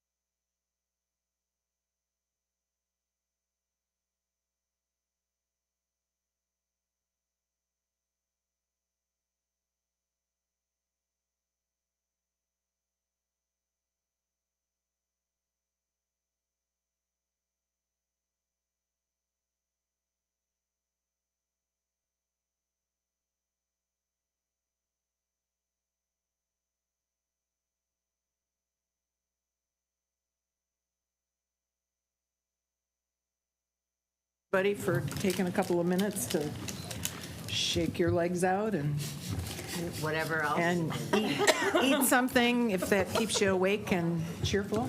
Yeah, okay. I do want to take a note here. He left. Where'd he go? Where'd Mike go? Keys. Mike Keys, where are you? Our analyst. Oh, well, when he comes back, we'll catch him. Yes. Okay, so we are back to the Board of Commissioners' regular agenda. Item 10, Public Health and Safety Committee recommendations. Item 10A is appropriating American Rescue Plan Act local fiscal recovery funds to support Oakland Together senior initiatives. A motion from Commissioner McGilvery, supported by Commissioner Powell. Who wants to speak on this one? I talked with Kristen earlier, and she called me and said I could mention this because she wouldn't be able to make it here. Okay. So Move it along. This, thank you. So this is a allocation or appropriation and assignment of monies for helping seniors. So $3 million is being assigned for Oakland County Senior Center improvements related to capital, technology, and infrastructure. Up to $500,000 is appropriated for communication pieces for Oakland County seniors about all the resources available to them. $50,000 is funding for opportunities to nonprofit organizations that provide senior-centered services in Oakland County. And $5,000 is to reinstate the Oakland County Elder Abuse Prevention Coalition. And then $3 million is assigned for the development of the 3-year Oakland County Chore Pilot Program. Part of the reason for that assignment is AAA1B, who we worked with on coming up with this concept, and the ad hoc committees, which are a lot like clubs, but they're different. Ad hoc committees. The ad hoc committees made these recommendations for the senior ad hoc committee and subcommittees, made these recommendations, so that's what informed what is before you today. And yes. Okay. In collaboration with AAA1B. That was the last thing I was going to say. Commissioner Powell, followed by Commissioner Kowal. Okay, when you say the $3 million for the, is that the Oakland County Chore Program? Yep. Okay, in that chore program, I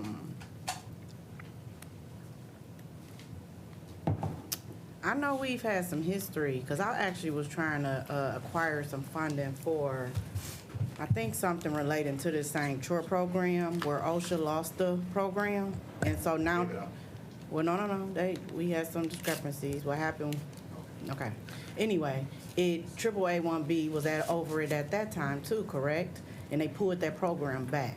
So basically, it was OSHA who had the chore program. yeah, but I know what happened at OSHA. We had workers billing for the stuff that they wasn't doing. I know. Yeah, so I'm saying OSHA ended up just, okay, they lost it, whatever. But this is the same program, and so my question is that we're feeding this program with AAA1B to be able to outreach a little bit more to more seniors, correct? Okay. Just want to clear that. Well, I mean, specifically, I mean, why it's an assignment, because there's a few things. There isn't one, there's not, AAA1B had filled in the gap to say we need to manage this, but there's also a recognition like this is a lot of work. Do we have enough contractors to do the lawn mowing, snow plowing, those types of service? What are the options available to us? Is it a few smaller operators that operate this? Because we haven't been able to find someone else. So this sets this money aside with the idea, like, let's develop the plan and how to actually deliver on those services. Because these are the ones outside. I mean, some local communities actually do their own on a smaller scale, but if you ask most of them, they're struggling to find people to also do that work. And so this is would they be able to somehow, them communities that run their own, would they somehow be able to benefit from this? Or is it separate to where we only help people who does not have an existing chore program? So there's a part of the reason this is so your answer has two parts to it. Part of the reason this is also an assignment is because there is a request for a federal grant through the Older Americans Act buy AAA1B because a match and leveraging dollars, especially with ARPA, is very good and a smart move. And so they're waiting on hearing back. And so if there are federal funds for that, then there are these kind of weird, and all of you who are on the ad hoc committee, please fill in any gaps I missed. But there are kind of weird rules where for chore services, you can help someone on the first floor of their home, but if they have a second floor, using certain federal dollars, you're not allowed to help anything on the second floor. Or if you have chore services in your community that are snow removal, some federal dollars don't allow you to do lawn mowing. So there's these sorts of kind of wonky rules. So this would fill in the gaps for that. And that's another reason why it's assigned instead of appropriated. Okay, So yeah. so once we, so when y'all say assign, that just means that you all are kind of structurally trying to decide what all that looks like eventually, correct? Okay, so because I know that, when y'all start working on that, if a resolution come out or whatever the case may be, I would like to be on that because my colleagues can contest. I've been trying to figure this out with this tour program because it was stripped from Pontiac. And for the last 2 or 3 years, I don't know if they even reached out to 111AB and all that, but I would just like to be added because I was trying to fight for something like this prior to this discussion going into this resolution. And I'll Yep, and then my second question, I just want for clarity, because I literally just got a piece of mail from Oakland Woods, a senior living community, basically writing me to tell me the impact they've had in COVID with trying to support their location, their center, and that they're asking if they can apply for some funding to assist them. So when this grant launch, when this thing launched, this is something that senior centers, which this is a senior living community, that, I mean, as long as stuff that they're applying for applies, would they be able to try to apply for the 3 million category, to get assistance with this? So this is for Oakland County Senior Centers. So the thinking, and this is open, right? Because this is part of the interlocal agreement that would have to come up. But yeah, I don't see why, as long as there's open access to those facilities for whatever the improvements are, right? Like I've been there, so like the community center they got, that'd be perfect. But like helping someone's individual house, that'd be a different line item on this grant or with AAA1B. Okay, but either way it go, this is something that they can at least attempt to try to apply for to get some funding. Because they have also asked, because they are housed in the city of Pontiac, the mayor also did get an ask of support. Presbyterian, sorry? The mayor's office got the same ask, so I just wanted to, provide the opportunities and stuff like that now for process, so I understand. If this is approved and it's to move forward, what does that look like as far as the timeline so people will be able to start the grants, or we don't know that part? That's, as fast as purchasing and interlocal corp council people go. Okay. So I think that, the hurry up and wait thing. Okay. I've heard it's approximately a month-ish. Oh, okay, thank you. I'm done. Co-ops first. Yeah. Is that it, Commissioner Powell? Yes, ma'am. Commissioner Kowal, followed by, who wants to go next? Commissioner Long? Okay. Thank you. I'm kind of struggling with the appropriation and assignment here.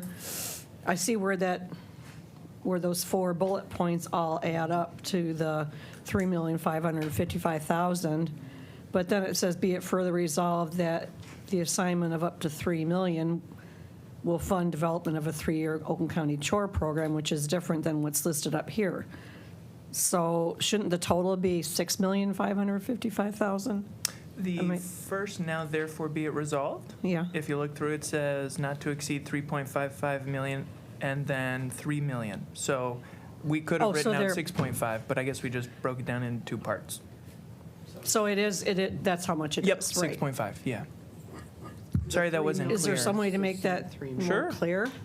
Yeah, we could say total of fund allocation, maybe is the word, of 6.5. Be it further resolved at 6 point, we're gonna add it in and Yeah. be it further resolved that. Oh, okay. Total, maybe, that might be the easiest way to do it. Yeah, I think so. Just change the number in that, be it further resolved. Okay. Okay. Or something, I don't know, just put it there. And instead of refer the assignment, maybe on the next one or something? I don't know, some of them just put maybe that the total cost I'm confused too. Well, so- Is it okay, 3 so- million or is it Six. 6.5 It's up to million? So it's not, so, 65. no, okay, let me, Yep. okay, so there's Commissioner two things Woodward. that are happening. There's an appropriation of 3,555,000. Yeah. And then there's an assignment of 3 million. We're appropriating the money to be spent on these things, it makes those dollars releasable once the contracts and other things. The 3 million, we need to figure out a plan, because we don't know exactly. The assignment 3 million is say, listen, there's at least this much need out there, but we haven't figured out, is it gonna go to 4 vendors that will help monitor and execute the chore program? Is AAA 1B able to absorb the whole thing? Can AAA 1B okay. take on 1 million and match with some federal dollars to expand things? That's right. So we have to figure this out, but this is basically saying that we're gonna dedicate of ARPA dollars, $3 million to help bolster up chore programs on top of the stuff that the CDBG monies and other things that are being used currently. Commissioner Gershenson. So that's totally accurate, because there's so many questions about the chore program. Is somebody going to be able to run it? Is Area Agency on Aging is saying, yes, we can, but we have to wait and see because of the obvious shortages of labor and so many things. And so that's why that's an assignment.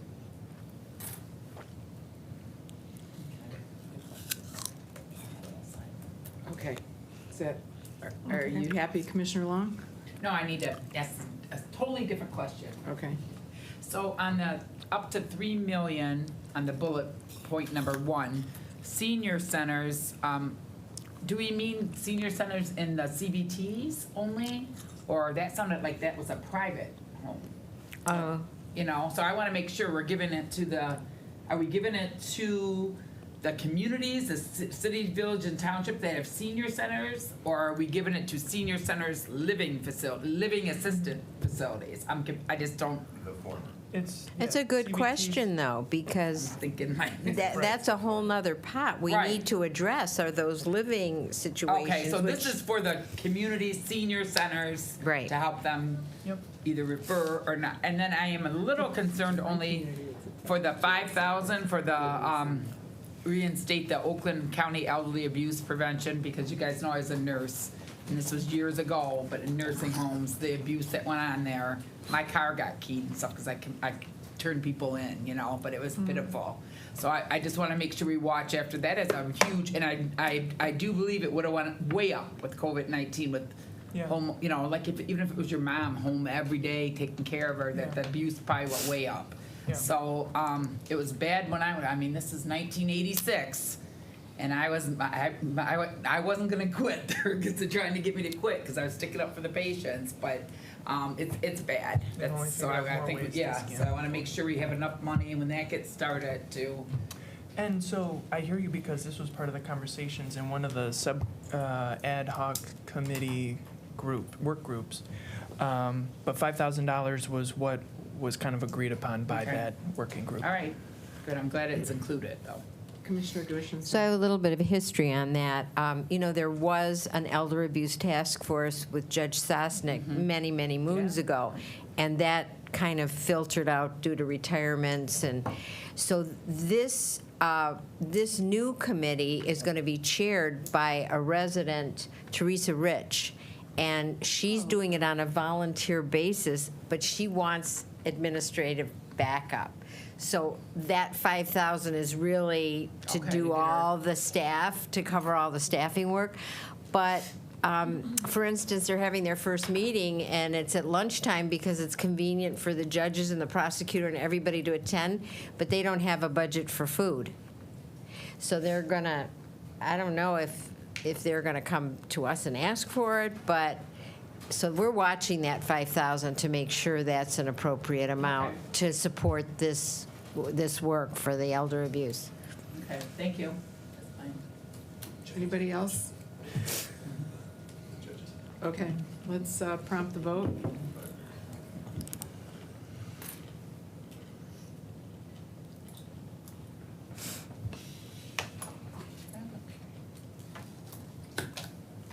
Oops. Madam Chair, you have 9 yeas, 0 nays. Thank you. Motion carries. Next up, we're moving into Item 11, Economic Development and Infrastructure Committee recommendations. Item 11A is assignment of the American Rescue Plan Act local fiscal recovery funds for Project Diamond, distributed independent and agile manufacturing on demand, Phase 2. I think they're in the, over here. Here they are. There we go. I need a motion.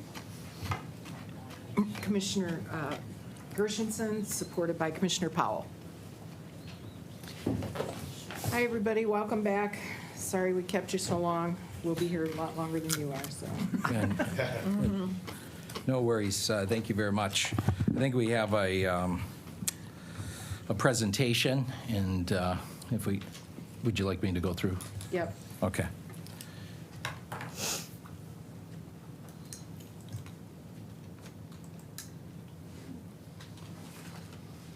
So I know that we've got some new members who haven't seen the presentation, so we'll go through this. And I also am joined with Automation Alley, the Executive Director, Tom Kelly, and the Chief Operating Officer, Pavan. Ingrid Ty, our Economic Development Director, and Dom Holmes, one of our managers in Economic Development, has been running point for us for the last couple of years on this. So when we get done with the presentation, I'll swing back around and ask these gentlemen to join me for any questions that you might have. So Project Diamond, this is the Phase 2 proposal. Some critical questions we'd like to accomplish in this presentation is, how did Project Diamond Phase 2 develop as a proposal? Why are we recommending and advocating for Project Diamond Phase 2? Does it meet the Oakland County and ARPA guidelines? What small manufacturing enterprises, what SMEs will get 3D printers? Expected impact if we move forward? Impact if we do not move forward. So next slide. So County Executive Coulter in March of 2021 appointed and asked several business members and community leaders to join a task force.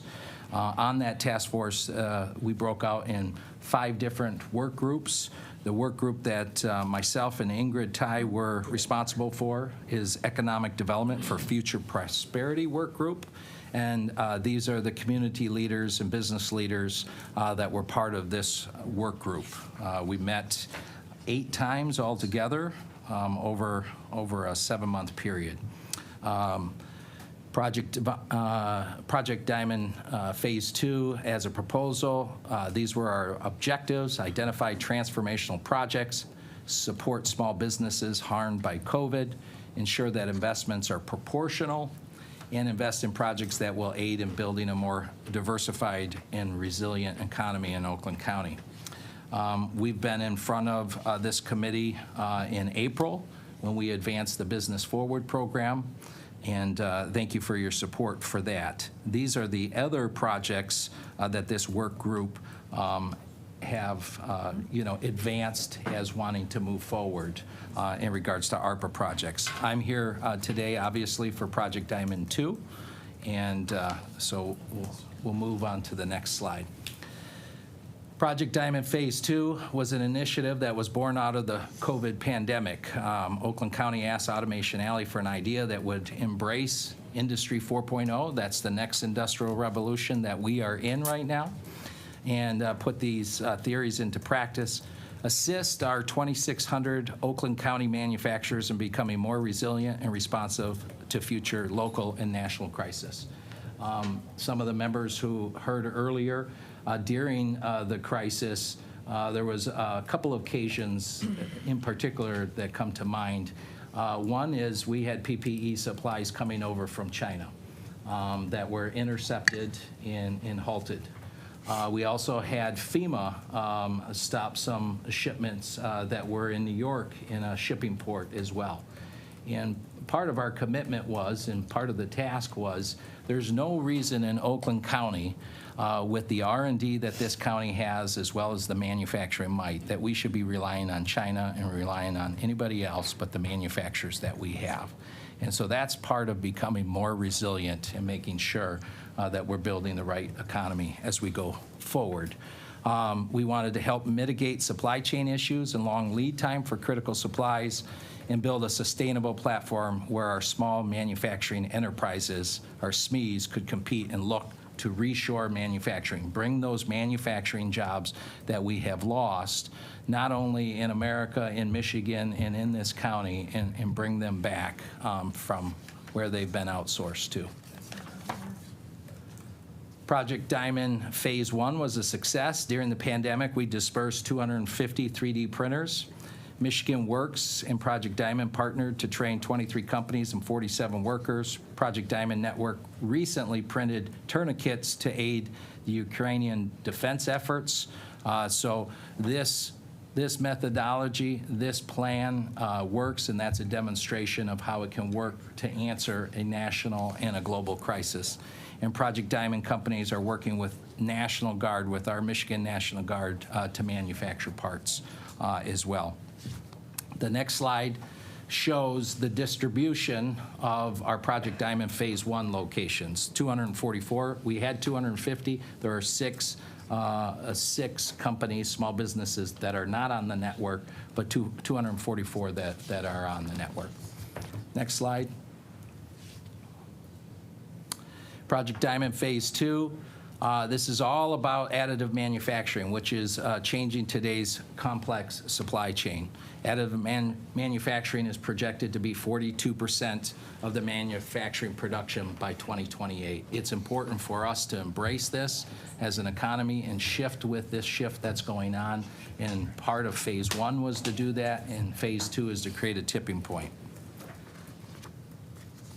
Project Diamond is designed to help our manufacturing communities drive productivity and economic growth, accelerate job and income growth, enhance innovation and competitiveness, and support our national resilience, and I would say also our local resilience. Oakland County has 2,626 manufacturers, $13 billion in manufacturing gross domestic product, GDP, here in the county. 66,000 manufacturing jobs. Now, that's not as many manufacturing jobs as Wayne County or Macomb has, but we have more small manufacturing enterprises in Oakland County, small mom and pops that have made their manufacturing home Oakland County. And part of this effort is to make sure that we keep them here. And this creates a 1.8 indirect job for every manufacturing position. So it has a multiplier impact. Next slide speaks to the county criteria. In particular, I wanted to point out that as we look at ARPA projects from a county perspective, is part of it needs to be transformational. So will this investment leverage a county strength? The county strength that we're leveraging here is manufacturing. It integrates Industry 4.0 technology into our small manufacturing enterprises. Job and wage growth is a key driver in the blue-collar industry, and our blue-collar industry is made up of construction. We have logistics, warehousing, and the biggest portion of our blue-collar workforce is in the manufacturing. And Oakland County's manufacturing industry is what powers the county's 21% of the state's Michigan GDP.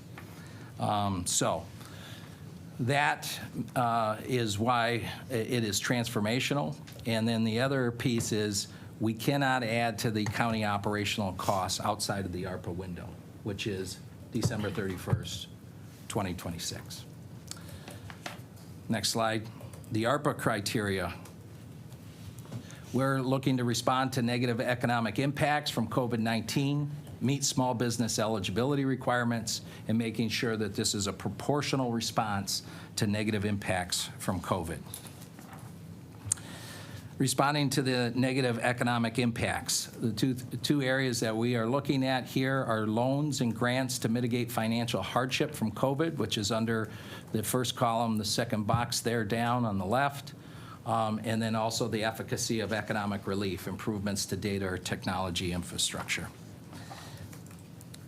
Next slide. The eligibility requirements that are laid out in Treasury guidance talks about our SMEs, our small manufacturing enterprises. They need to be qualified, and this is what we will verify in the application process of whether that small manufacturing enterprises had a decrease in revenue or gross receipts, financial insecurity, increased costs, capacity to weather financial hardship, and challenges covering payroll, rent, or mortgage, or other operating costs. Also, in regards to proportional response, Project Diamond at $15 million represents 6.14% of the total ARPA allocation for the county. And as we received in our Oakland County Economic Outlook from the University of Michigan, identified that our manufacturing base was impacted by 20%. So we believe that this is a proportional response. Next slide. This gives a distribution of our 2,626 manufacturing. You can see the clustering happens in certain corridors, I-96 corridor, the I-75, M59, M24. And it's important for us, and Ingrid's been working, and Dom, very hard at making sure that we know the names of all of our manufacturing companies in Oakland County and how we're supporting them and where they're located and what's the best way to support them. Next slide. This is a breakdown of our manufacturers by CVT, by cities, villages, and townships. And you can see where the bulk of the manufacturers are located. Every community has manufacturing in your community. And I think that that's great.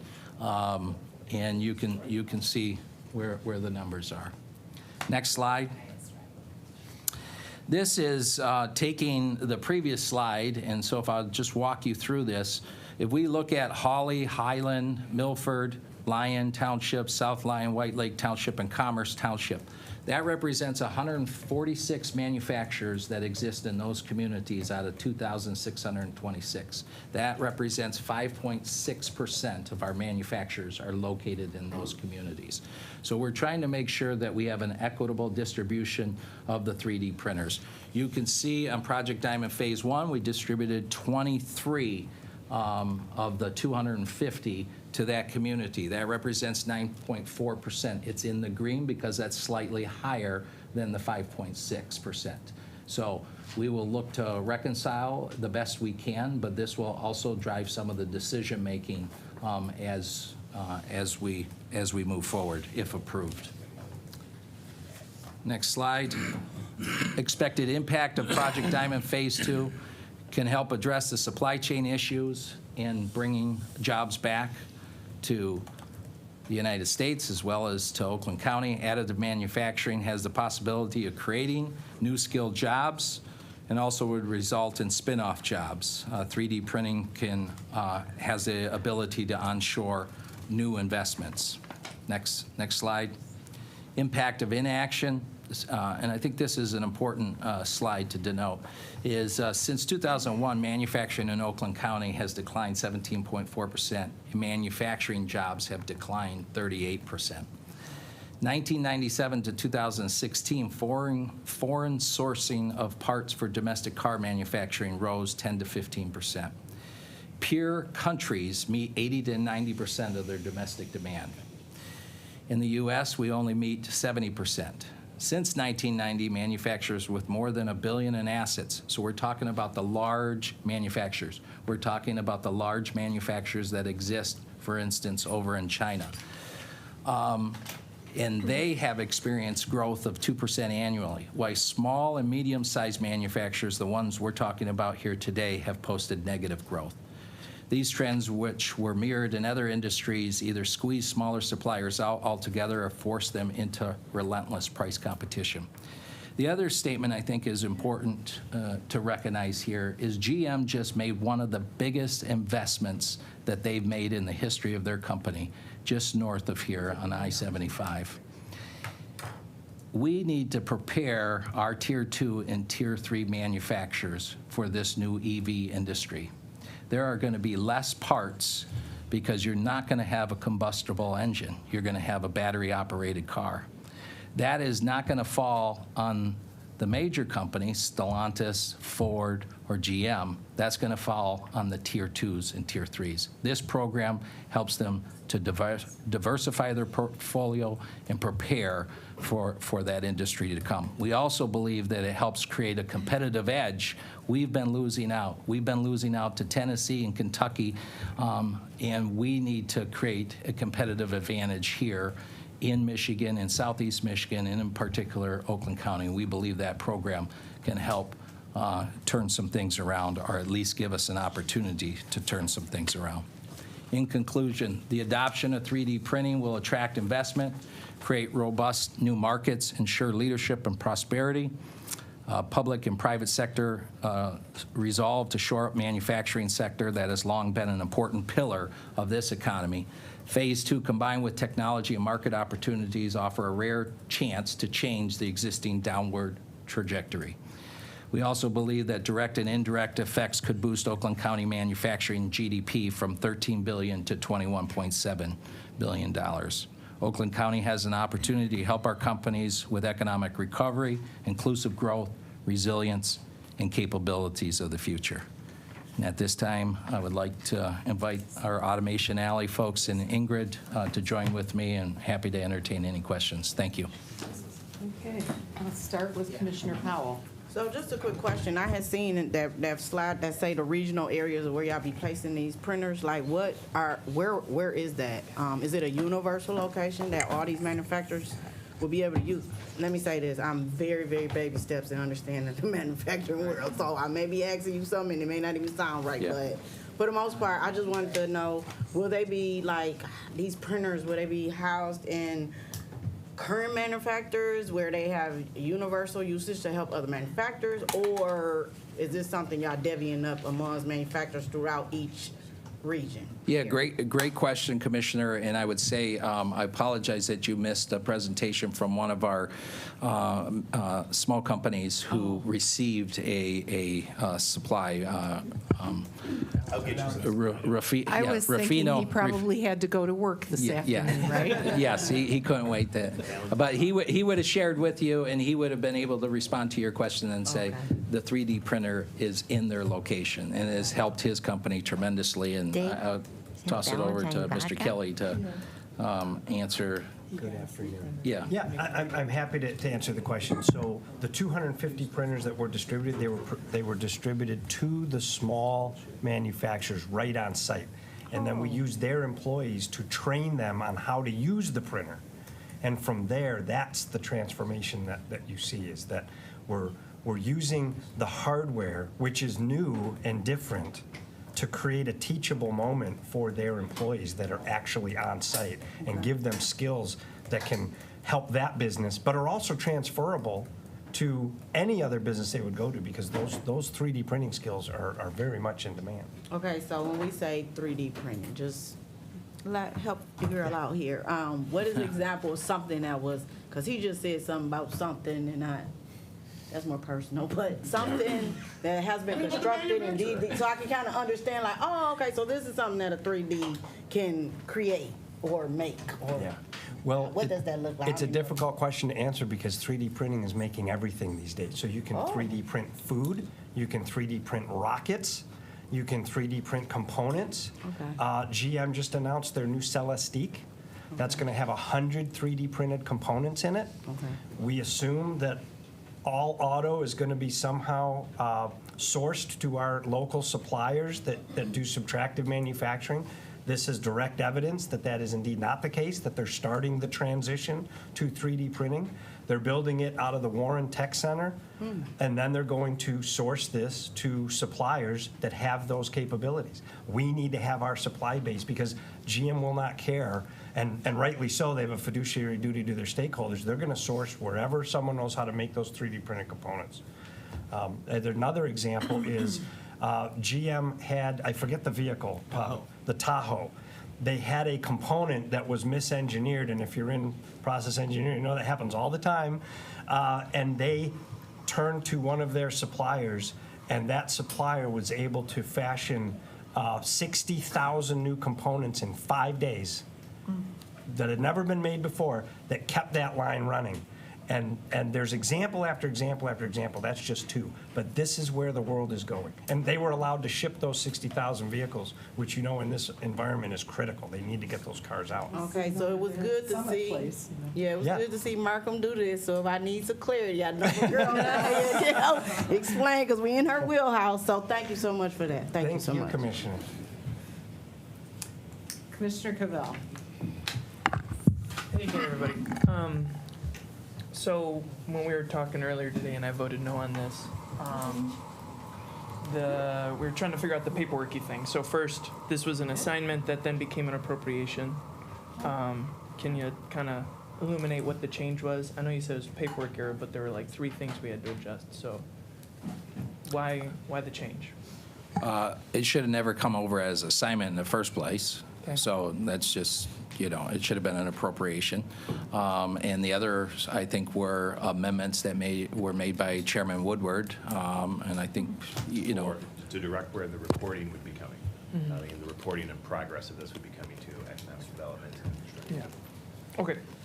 Got it. Thank you. So then, moving from like the paperwork part to thinking about like philosophically, I mean, when Rufino came earlier, the small business owner that we were talking to, right? He said he wouldn't have bought one of these on his own. He didn't have to offer a match. We just talked about the Senior Initiatives Program that has a matching component to it. So thinking more broadly about the philosophy of what we want to spend our ARPA money on, which is limited, and which we also, I thought, were on a pause from the executive office to like recollect and figure out what we want to do. So I'm wondering, why now? Doing this, why not do it in a month once the pause has been sorted and you all have sorted out how you want to spend the remaining ARPA funds and have this be part of a broader plan? Because I'm unaware of what your plan is. I mean, for this, yes, but broadly speaking about what to do with the remainder of the ARPA. So why now? And then part 2 is, if businesses aren't willing to adapt or able to innovate, isn't the thing that then we have other businesses sprout up that are willing to do that? And as you all said earlier in the previous committee, sometimes we have to hope and think that they will invest in these things if we do it for them. This does not sound like a recipe for like collaboration or cohesion or innovation moving forward to help us, as your PowerPoint said, reverse the trajectory of downward decline in manufacturing. So why are we putting this money from the government, where we have competing priorities, towards free stuff for businesses with power and access that don't have to make a match with their funds? Okay, so there was 3 or 4 questions in there. Before I start answering, are there any other questions? I'd rather just get all these done right now. So first of all, I want to make sure, I think that you are misphrasing the earlier small business who was there. He did make those comments, but you're not fairly also saying that he was one of those individuals. That once he saw the value that it's bringing to his company. Right. And, collaboration doesn't, always just happen with people coming together and saying, let's collaborate. There has to be a willingness to sit and listen and understand. In phase 1, we had 90 to 120 days that we rolled that out. So we needed to move quickly. And there were some people that were a little bit more apprehensive, but they still took the 3D printers, and I'll leave that to Tom and Pavan to answer that as a follow-up as well. But I believe with an informational campaign, our companies and our small businesses are seeing the change start to take place. So I think that there's going to be a more willingness to listen and understand that here's an opportunity. And it is government's role.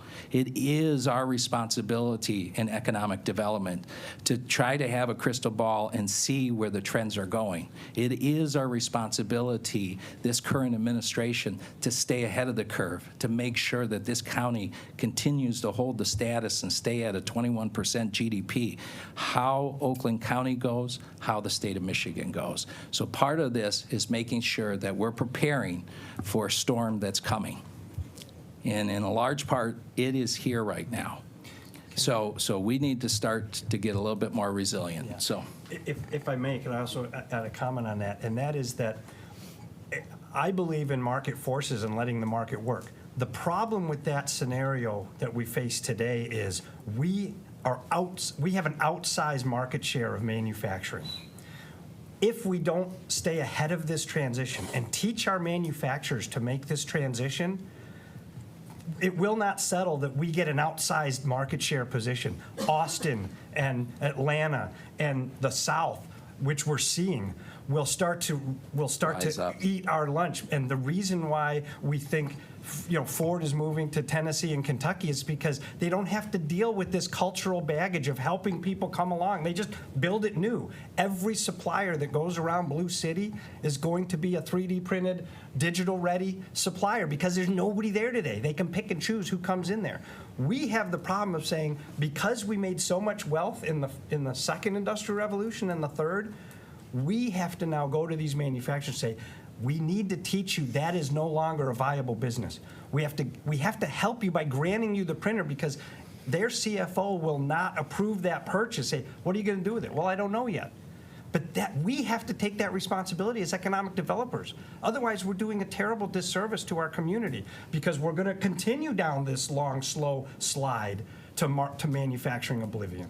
It's going to be very difficult for us. And manufacturers create a lot of wealth that is then repurposed into these programs that we want to see done to take care of everybody. But you have to create the wealth first.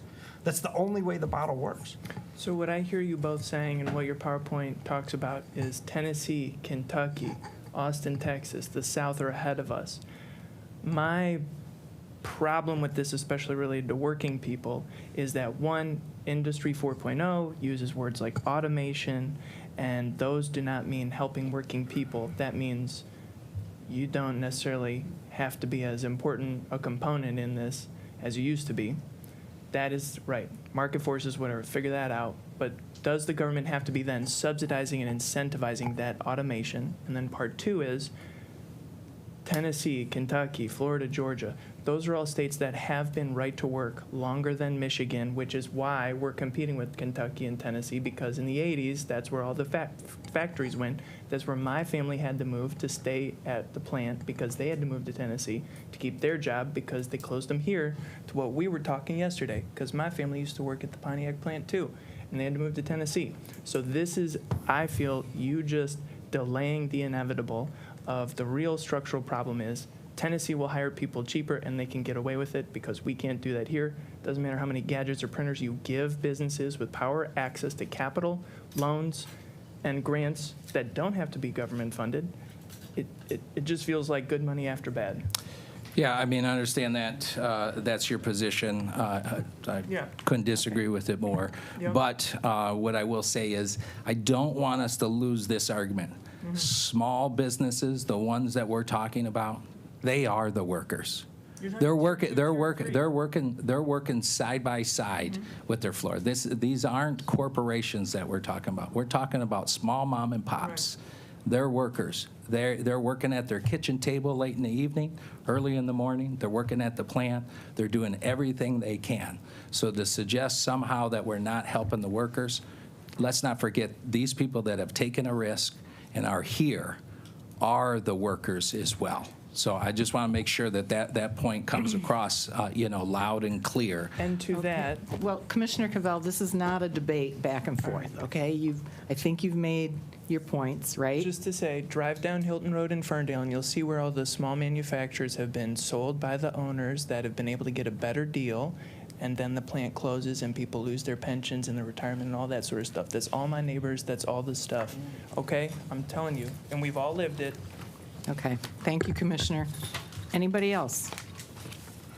I'm going to speak to this a little bit. I did an economic development too, and Commissioner Cavell knows that I disagreed vehemently with him on this, and most of the time we agree on issues, but I come out of the manufacturing world. I am a process engineer from the get-go, right? And I do understand what you're talking about in terms of obsolescence. What some of you didn't hear was the manufacturer who was here this morning. He used a really good example. He's a bottler, he's a spirits maker or something, and he bottles Liquor.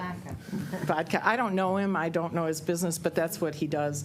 And they got a 3D printer, and what happened Everyone was, wanted to be here this morning. yeah, on his production line, they had something fail, and they needed a replacement part.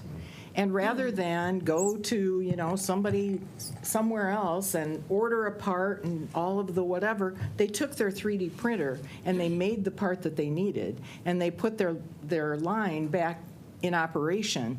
And I can tell you, that can be anywhere from saving a week to saving 4 months if the wrong part breaks. If you can make a replacement part for your production line right on site, that's a huge advantage. I have watched federal money, state money, city money go to tax abatements all over the state of Michigan, where we bring in a company and they're going to put a plant in, and out where I live, they take out green infrastructure, green space to do it, and then 2, 3, 4 years later, after no clawbacks, those companies are gone, right? And they're not supporting the workers.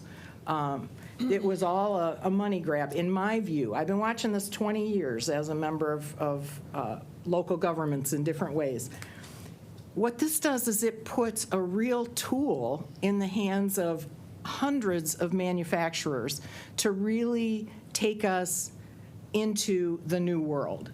Those states, it's not only that their workers are cheaper, it is that they have open space. It's always cheaper to build a factory where there's nothing there before than it is to try to redevelop. And we're talking about retaining the companies that are here, that have decided they want to be here. They've got workers who live here. They're, coaching the softball teams and all those things that you do when you are part of a community. So I really support this because, number one, it focuses on small businesses in real ways that I don't think we have in the past.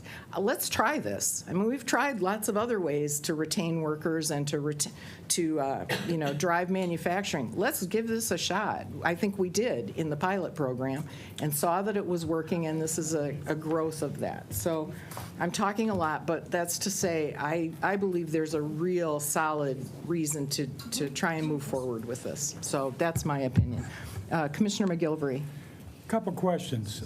In phase one of the 250 3D printers that were sent out, are they all still operating on a daily basis in those plants, or do they sit there for a week at a time and maybe print one part?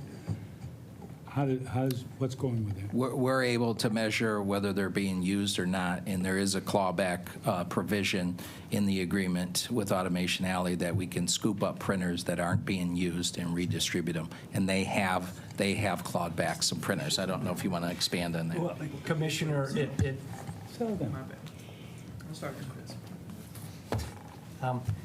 Commissioner, it's when you get into those large populations like 250, you get a real bell curve. So we have 20%, it really falls kind of in this line. It's not exactly this, but 20% are using the printer every single day for production, and they're making money selling those parts they're actually making, right? 60% of those are probably printing a couple times a week, and it's probably to print MRO parts. A machine has gone down, and they make their own part to keep their line going. The Rufino Valentine this morning said, he used to wait 8 weeks to get a part from Italy. He now prints it overnight. The part costs hundreds of dollars. Now it costs $12. Think about what that does for that business to be able to stay in business. And he said he's got 20 employees, and those employees all have more hours than they had before because he's able to do more. And so that was a really important thing. And then, of course, we have on the back end of the tail, we have 10, 15% of companies that are still trying to figure out, and we're training them, right? They're still in school, so to speak, learning what they can do with the printer. And for those where it doesn't work out, it's called a clawback, but it's not punitive. We're like, great, give it back, and we'll give it to another manufacturer that needs it. So it's economic development that actually, it's not cash that goes to that business and gone forever. It's use that productively, or we'll be able to take it back and go give it to somebody who will use it productively. Okay, my next question is, what's the average hourly wage for people in those shops? I don't have that number off the top of my head. The last I heard, it was something like 1862, that number sticks in my head, about $18 an hour, something north of 18 an hour. And of those 250 locations, are there any union shops there? I don't have an answer to that, sir, I'm sorry. Thank you. Probably are. I'm sure many are. Okay, any other commissioners? Okay.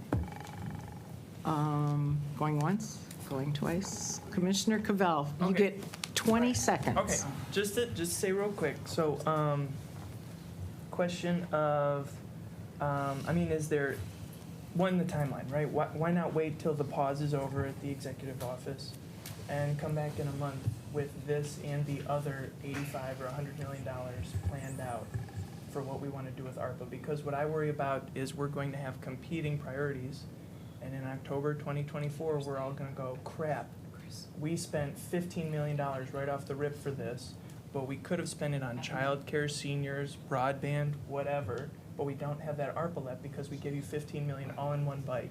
So, like was asked today by Spiz, are you willing to do $5 million for 1 year to start and then come back next year so that we just make sure we're not getting out ahead of our skis? Okay.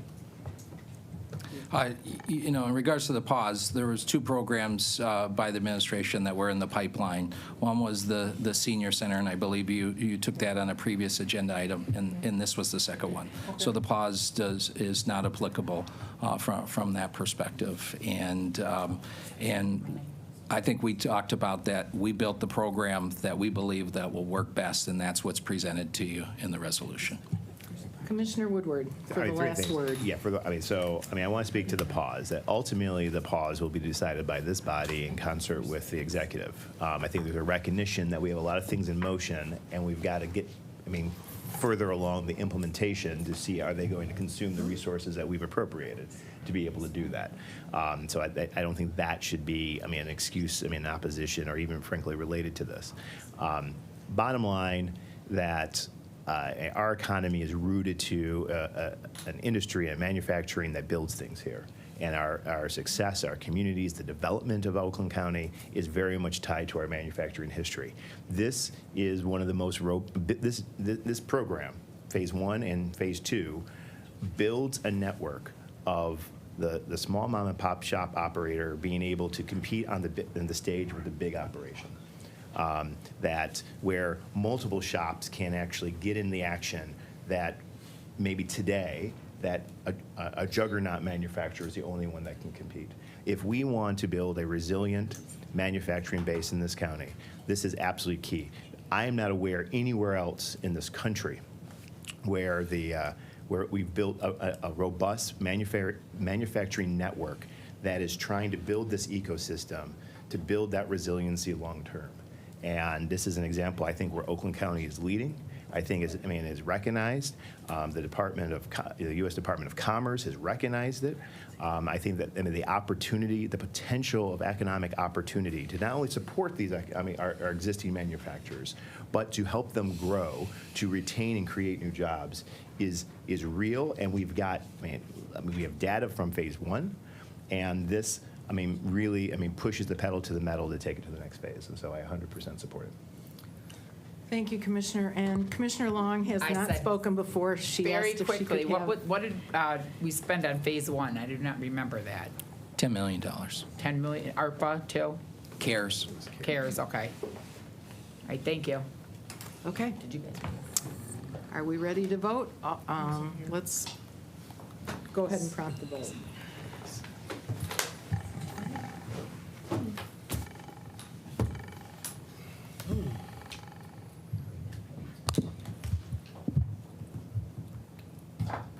Madam Chair, you have 7 yeas, 2 nays. Okay, thank you very much. Motion carries. Thank you. Thank you very much. All right, next up, under Economic Development and Infrastructure Committee recommendations, item B, Alternative Energy Supplier Renewable Electric Supply Agreement. I need a motion. We're just hoping, where can people vote for Trump again? That's all that is. Government giving businessmen,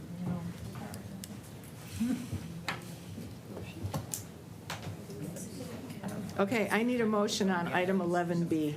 Commissioner Gershenson, supported by Commissioner Moss. Thank you. All right, welcome. Thank you. Hello, everyone. Hi. My Please name is. introduce yourself. Yes, my name is Erin Quattel. I'm the Chief Environmental Sustainability Officer. I'm joined here with Joe Murphy from Facilities. And I'm here to talk about the electricity purchasing. Just a little quick history. Oakland County has been under a choice purchasing program for our electricity as well as our natural gas here for our energy consumption on campus. And once I started at Oakland County, I met with the facilities team and talked to them about renewable energy options and other opportunities for integrating more, better solutions for our energy efficiency and so forth. And one of the things that we worked with our executive energy consultants that help us with this purchasing program to get the best competitive market rate, we talked about renewable energy and different opportunities for that. So they brought forth this opportunity for us to commit 75% of our electricity load to a solar program, which would contribute a significant amount of greenhouse gas reduction. In total, this would be a reduction of about 40% of our overall greenhouse gas emissions. And as a reminder, our interim greenhouse gas reduction goal is to reduce them by 50% by 2035. This program would go into effect at the end of our current contract, which would be 2026. And Joe, if you want to offer any additional technical information provided in the scope. I think you hit it out of the park. Just at the rate that we're, excuse me, it's been a long day. The rates that we're seeing come in basically are going to beat the utility tariff rate. And I don't know if anybody's watched the news yesterday. We're seeing that the rates are expected to go up. This is going to give us a price that's going to beat the utility, do what's right for the environment, and then be able to manage our budget accordingly with a fixed price for that 10 years. Okay. Commissioner Gershenson. So is there a resolution? Yeah, there is. Why, I just, It's Second. 11. Second item, item summary, draft resolution. okay. Well, I just wanted to thank you for your patience, first of all. I know this is your first budget hearing, so you'll learn when to come for the next one. So when are you anticipating that this will be implemented? So actually, I'll pass it to Joe. So May of 2026 is when the contract expires, but once we get full board approval to move forward, and then the resolution mentions that there is, we won't exceed Article 17 of the utility book, so we're making sure that the prices still beat the utilities, and we'd move forward securing that price and then entering that contract at that time. Because one of the things, just to clarify too, our contract is up in 2026, and so this would begin in 2026, just as a normal contract update. Our contract is up with? Our current service provider. Which is who? Direct Energy. Okay, thank you. Yep. Commissioner Long. Okay, so I don't see a cost. It's a cost savings of 100,000, or what is our contract cost? We will know that when we ask for pricing, but we did ask for indicative pricing today. Those indicative solar pricing came in at 8.1 cents. The rate to beat right now is 10 cents. So we're seeing almost a 2-cent savings over the. So this is out for bid now. Is that what you're saying, or no? We've got pre-approved contracts ready to go when we go out to bid and we ask for the pricing. The pricing looks good. It's under that 10 cents. We'd move forward with that because we have to trigger right away. Okay, so then under that 10 cents, when I'm looking at, I don't know what this is, just a attachment, said we're gonna at least save $100,000. On what? Is that on the natural gas market? Electric 100,000 market. Annually? Electric market. Okay. I'm reading that right then, right? So that saves $100,000 from the gas market, right? Is that right? On this little introduction, solar energy supply proposal. Just that first Average paragraph. savings of That's what I'm- 100,000. Yeah, that's what I'm thinking. It's average savings of 100,000 per year. Am I reading that right? Let's see what page you were looking at I'm here. on that This is third PDF maybe, wait, yeah, the Oakland Solar Energy Supply Proposal, 8/12, Okay. 2022. Just that first paragraph. I think I'm reading it right, you guys? It's like Benefits. $100,000 saving every year doing this. So if we look at, there's a. That was the natural gas market. Yeah, not the yeah, electric. natural gas, That's yeah. the So natural gas, that's not that's- the electric, because Okay. then you go further So if you down. go further down to the other sheet, that's where the confusion is. That's where we're showing what the rates were at that time and the potential savings. So we were looking at that time with this memo, that was $283,000 for the first year. And that. That's electric then? Yep, electric, yep. Okay. That's what we're, All right, so 100,000, like he's saying, is the gas market. Yep. And the 283, wherever that number is the electric, is that correct? Correct. Okay, thank you.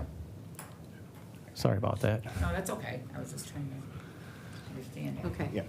Commissioner Woodward. Yeah, and so what this resolution would do would empower purchasing because you have to lock in the rate at the moment. It's like you don't get to say, here's the rate, come back to us in a week if you want it, because of the fluctuation of the energy market. And so the term, the 10 years, allow us to lock this in as well as achieve the energy, the renewable energy percentage of the total portfolio that we're able to lock in. And so we structured this to set a ceiling of what that rate is. We're expected to come in below that and yield significant cost savings over the life of the new contract. Thank you, Commissioner. Is there anybody else who has a question or a comment? If not, let's go ahead and prompt the vote.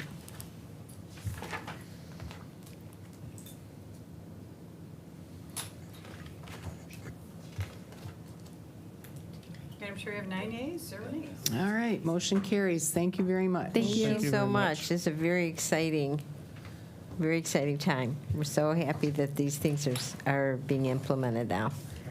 Great, thank you. Start paying attention to things, and you can save money and do things better. Good. All right, we're up to item number 12, which is the FY 2023-2025 Oakland County budget. Does anybody want to take a short break, or are we ready to roll? Okay, Not let's. long. Yeah, 3 I'm- minutes maybe. Yeah, we'll come back at 2:30. It's 2:27. Oh, 3 minutes, that's good. You said 3 minutes. That's what I'm giving you. Listen, thank you. Since I'm your favorite, you haven't said that in a while.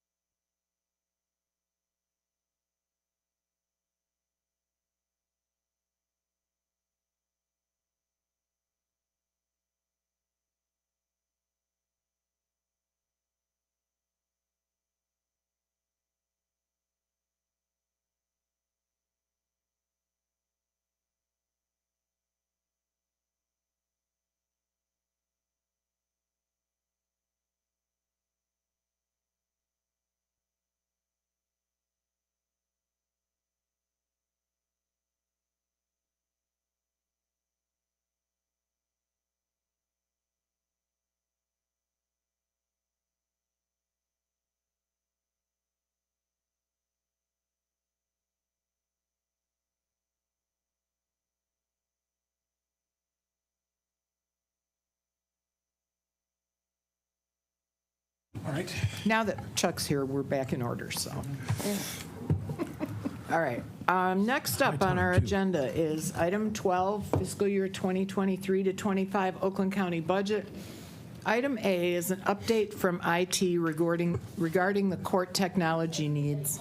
And I'm just going to say, I believe this is a response to the fact we heard through several of our budget hearings that there were technology issues that folks wanted addressed. So Mr. Tim and Mr. Jen are here today to help us with that. So I need a motion to receive. Are we receiving and filing this? Yes, receive and file informational. Okay. Commissioner Powell, supported by Commissioner Moss. Thank you. Welcome, gentlemen. Thank you for your time this morning or this afternoon.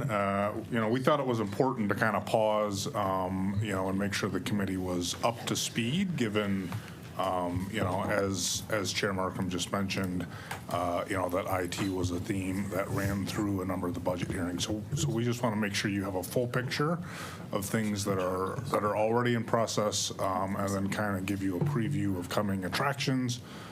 In terms of some projects that can be accelerated.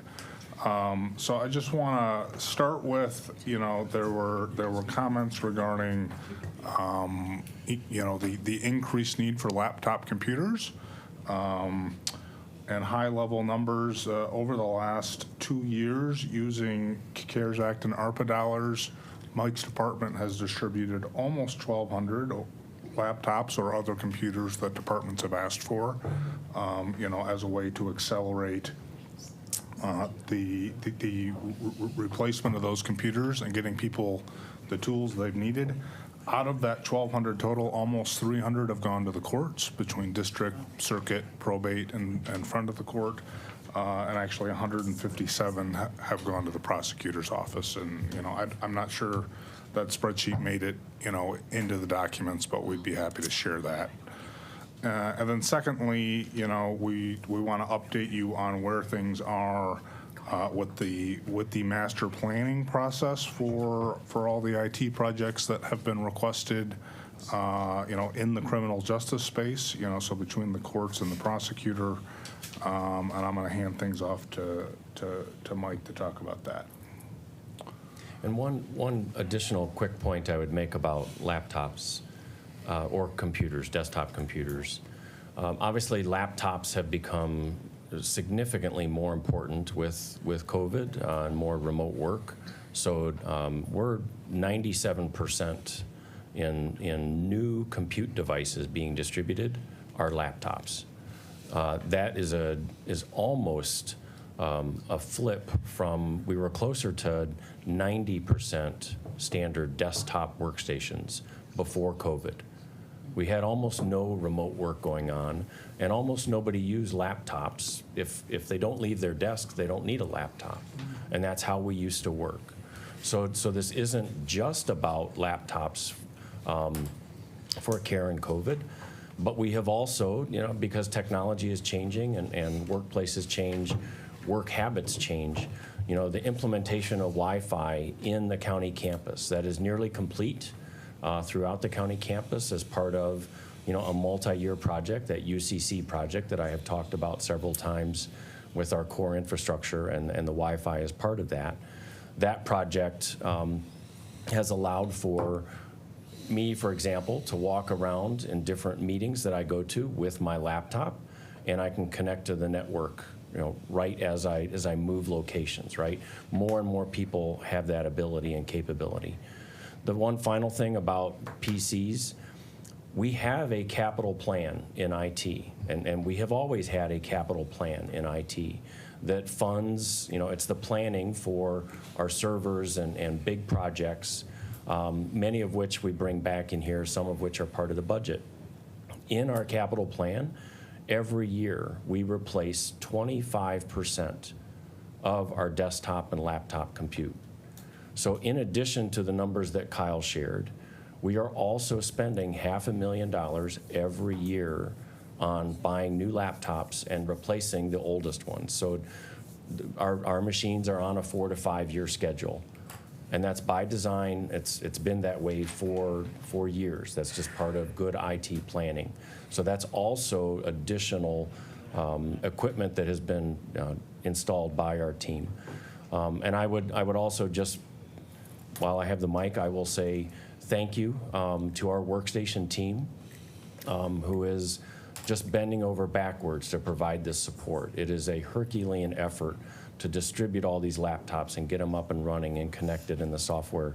And that team has done an outstanding job, as well as, thousands of devices coming in that need to be inventoried and the asset management process. So it has been a Herculean effort, and all the departments, I think, have benefited from that. All the departments have also worked very well with us in that regard. So any questions on hardware, I'd be happy to answer. I can go into other projects too.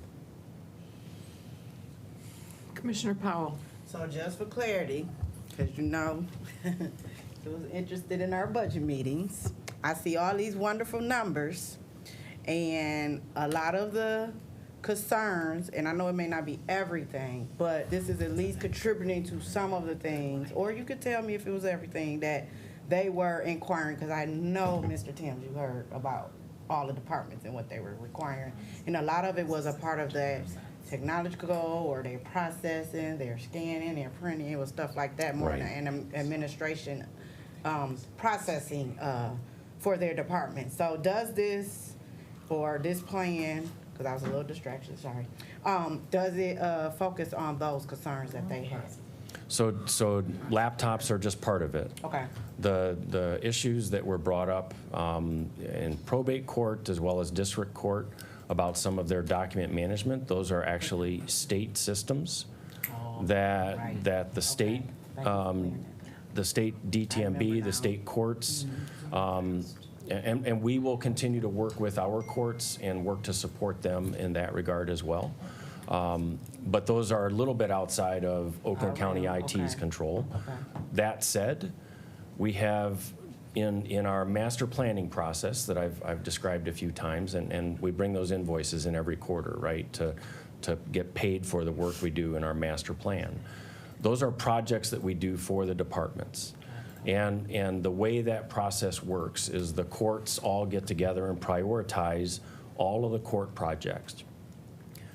All of the departments, fiscal services, HR, corp counsel, several court projects, the prosecutor's office, indigent defense, the new neighborhood and housing department, the treasurer's office, the clerk's office, risk management.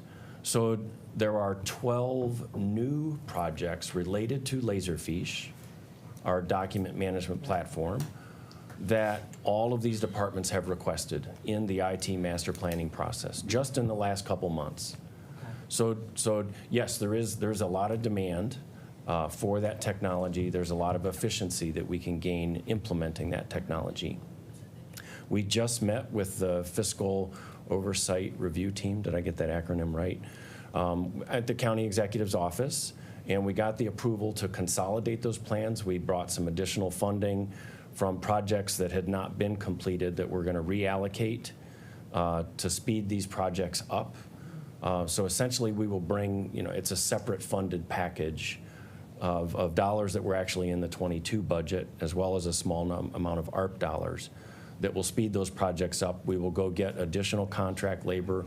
Some of this we will outsource to Laserfish Consulting. So there's a combination of resources, but it will help speed all of those projects up. So that's one additional thing that we're doing to help with the Laserfish projects in particular. Okay, so, and my second question is, how long you been here?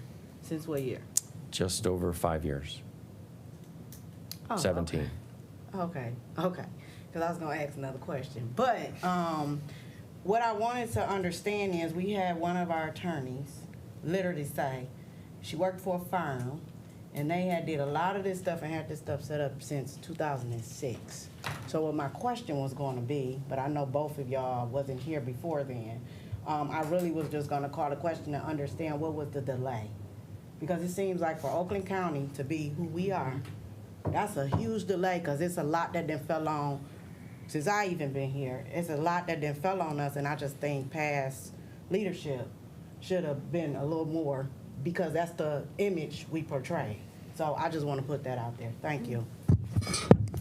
Thank you, Commissioner Powell. Commissioner Long. Thank you, Chairwoman. What court said they wanted on, I forget, I don't have my notes here, that they needed online, be able to do online hearings? You got, was it district court? District courts But were wasn't asking another for one some also? video support, right? Was it probate and district? I thought we heard two that can't do online. So when is that in the process of happening? Because, I mean, like Commissioner Powell said, we are Oakland County. We should be able to do stuff remotely.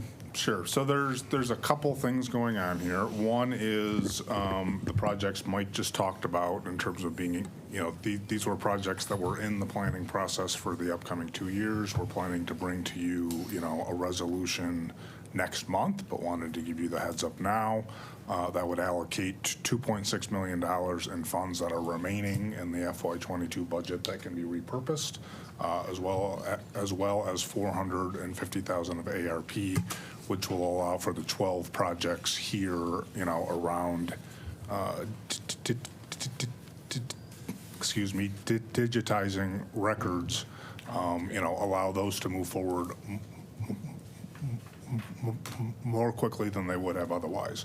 Secondly, when we get to the amendments for the FY23 budget, there's an amendment to add $2 million of ARP to address, continuing needs around upgrades, for remote proceedings, remote work, remote meetings, to include the courts, but across the entire county footprint. So, Do we have a, one more follow-up, sorry. Do we have a estimate of how much it would cost to get all the courts to be able to do online proceedings?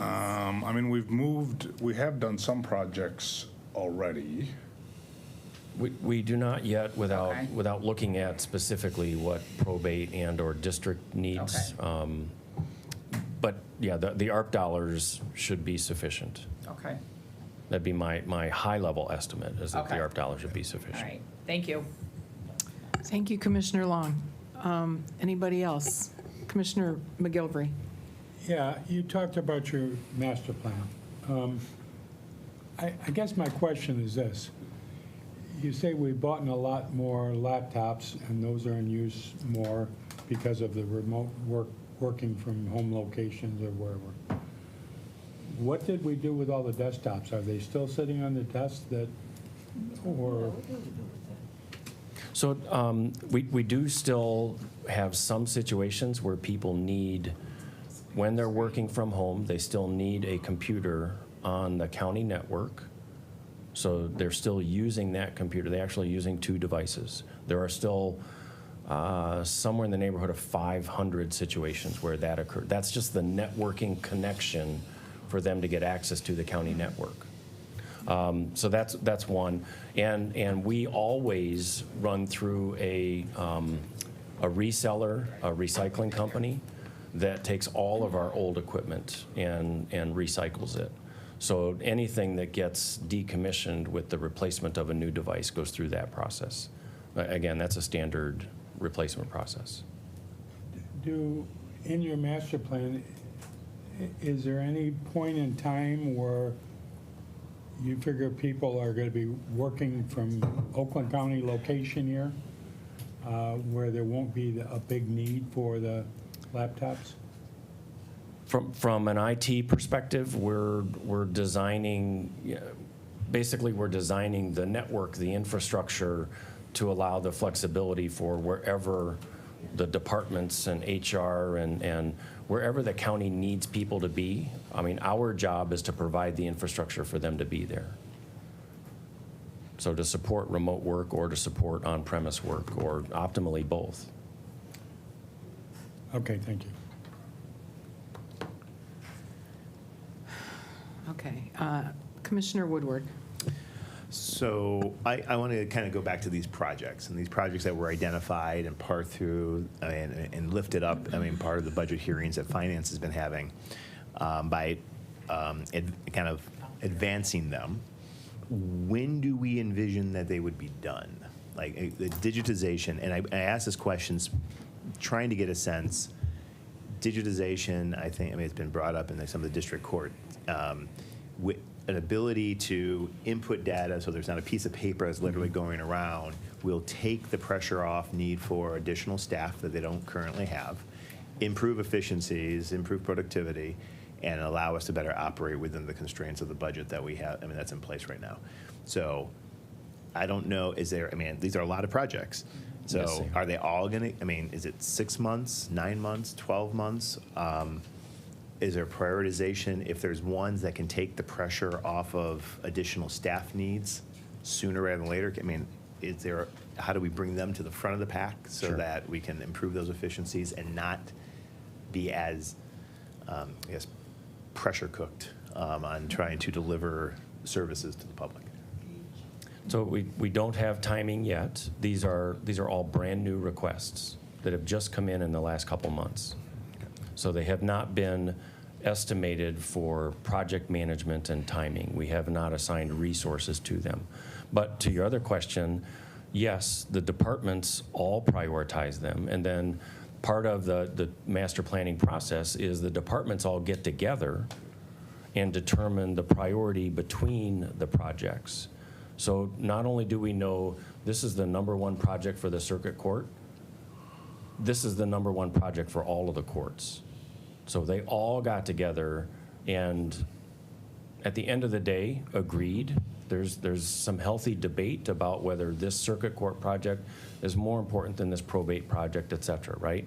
But that debate has all occurred for all of these projects. And yes, they all are ranked by priority. And I agree, and I appreciate a prioritization process. I also realize that, I mean, a department's prioritization process, I am very zoned in. Things that take the pressure off the need to add additional staff capacity.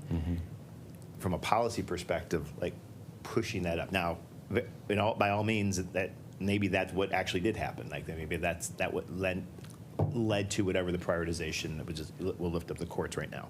If that's in fact the case, great. If that wasn't the case, we need to know because I mean, what I heard and observing some of the budget hearings is that there's staff need. And we don't have the budget for it. So if we can invest in some technology, digitize things, take some of the workload off so that we can better function within our current staff capacity, from a policy perspective, I guess I'm going to invite the board to put its finger on them. I mean, like I appreciate people went and did their prioritization, but there might be other factors. And I think knowing what all those factors are good. If in fact that they did, like that was the #1 criteria that help them internally rank the priority, even better. Let's do that. So the #1 criterion is each project has a return on investment. Okay. And the return on investment is differentiated by whether or not it's hard dollars or soft dollars.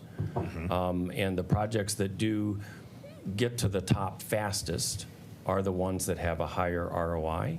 And often the ROI is based on staffing. Okay, good. That would make sense. And then just related to that, so when, in the next month, bring forth, this forwarding of unused dollars in this current fiscal year and some additional dollars, will we have the timeline in which we expect these things to be done? Or is that still a later process? We will still have to go through that, some of which we will go out and hire additional project managers. We'll hire additional Laserfish consultants to actually do this work. Okay.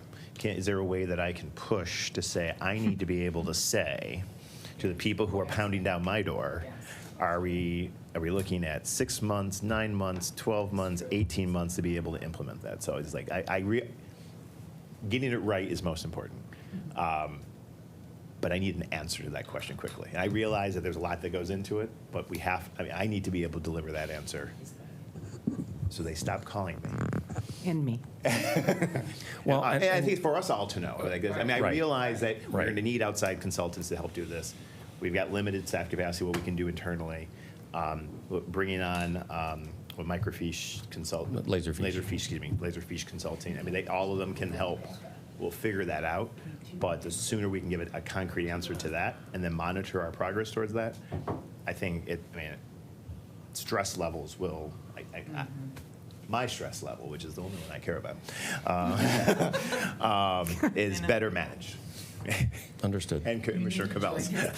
That's right, for stress relief. Right. So I think you hear what we're saying, and I think I speak for a number of commissioners. Like getting that information is going to be really key. But at least the fact that these are enumerated, we got a cost estimate attached to them. Yeah. We know the kind of the arms that we're going to go to implement it. I think we're on the path to make measured jumps. Yeah, I would just add to that, I expect this to be a very aggressive plan, because it is kind of far-ranging. This, the hearings showed that this is across the county, one of the most frustrating things that most of the departments are dealing with. And it is slowing us down, and it is costing us, people.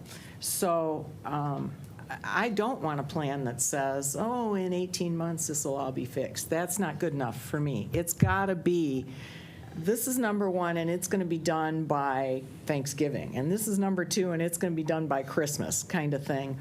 Or it's just going to be a lot of talk if we don't see something more aggressive than what we've been dealing with up till now. I really appreciate that you've called out what you consider to be the top 12 projects to address this. These are 12 Laserfish projects specifically. Right, that are there to address this particular problem. Correct.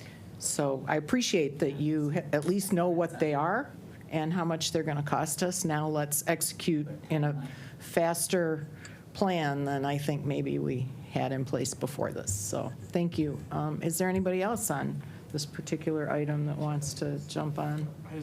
Of course. If I just understand right, you're going to be using technology to help automate some of the processes that will help create workforce efficiencies? Correct. Yes. Okay, cool. That was for you, Chris. I know it was. I said before. Commissioner Woodward, last. I mean, it's actually my note at the very top I meant to say, like, some of this, broader display as a result of the budget hearings. I would be remiss if I didn't recognize that if these were things that needed to be addressed earlier, should have been brought up earlier and all this other type of stuff. And there are a lot of things in this space. When I hear that Bay County has moved in this direction already, when I hear that our neighboring counties have moved in this direction, I can accept being second, but being third, fourth, and fifth in large. 83rd in Michigan. 83rd in Michigan.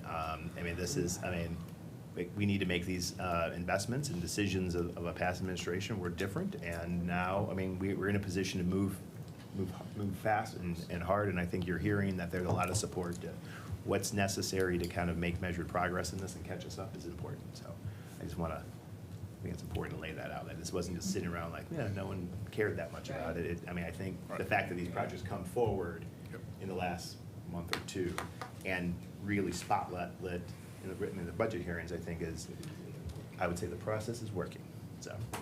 Thank you, Yes, Mr. if Chair. I can just add to that, at the end of the day, this is about resources and resource allocation. So, I commend Mike and his team for identifying, a way to take these resources that had already been allocated and accelerate these projects. And we're certainly open and willing to continue that conversation in terms of what those resources needed are and how we afford them. Okay, thank you. Let me go back to where we're at. I lost my train of thought. Okay, so this is just a receive and file. Is that correct? Okay. Do we need to vote? Yeah, you Okay. voice voter. We're voting to receive, prompt the vote to receive and file this report.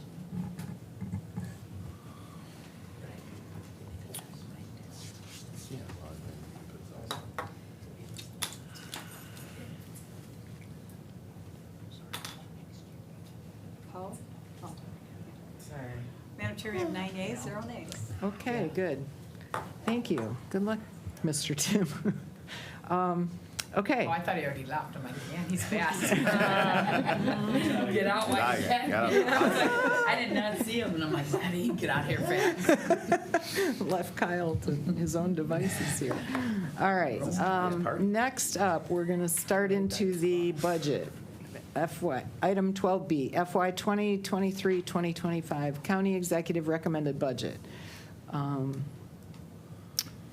so we're doing section 8. So I do need a motion. Commissioner Gershenson, supported by Commissioner Cavell. Okay, and Can I make a quick comment, because I have to go to a work meeting? All right, just want to tell everyone I have to go to a work meeting at 3:30, so I'm gonna leave, but I'd love to hear from anyone, or Kyle, about the DEI 500K to make sure that got switched over, like was mentioned. thank you, Commissioner. Yep, someone's got it? Somebody knows what question Commissioner Cavell wanted to ask, but he's leaving. Yep, my bad. So, It's in thank the you. packet. It's in the packet. It's part Okay, of these section cool. A, B, and C stuff. All right, so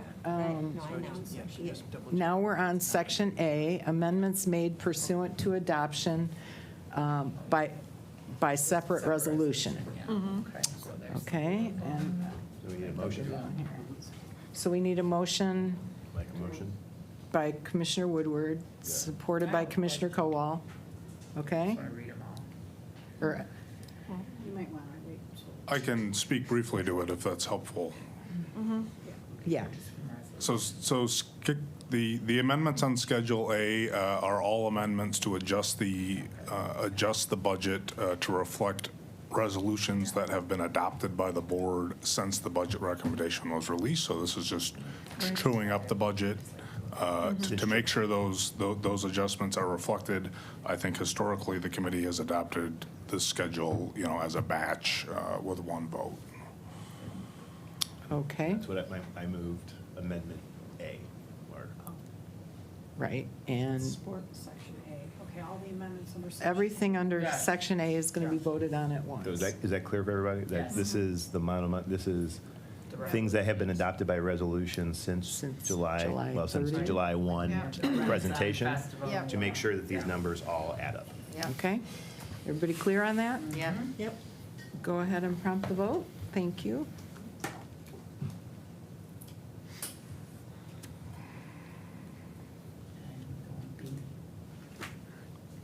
Oh, good vote.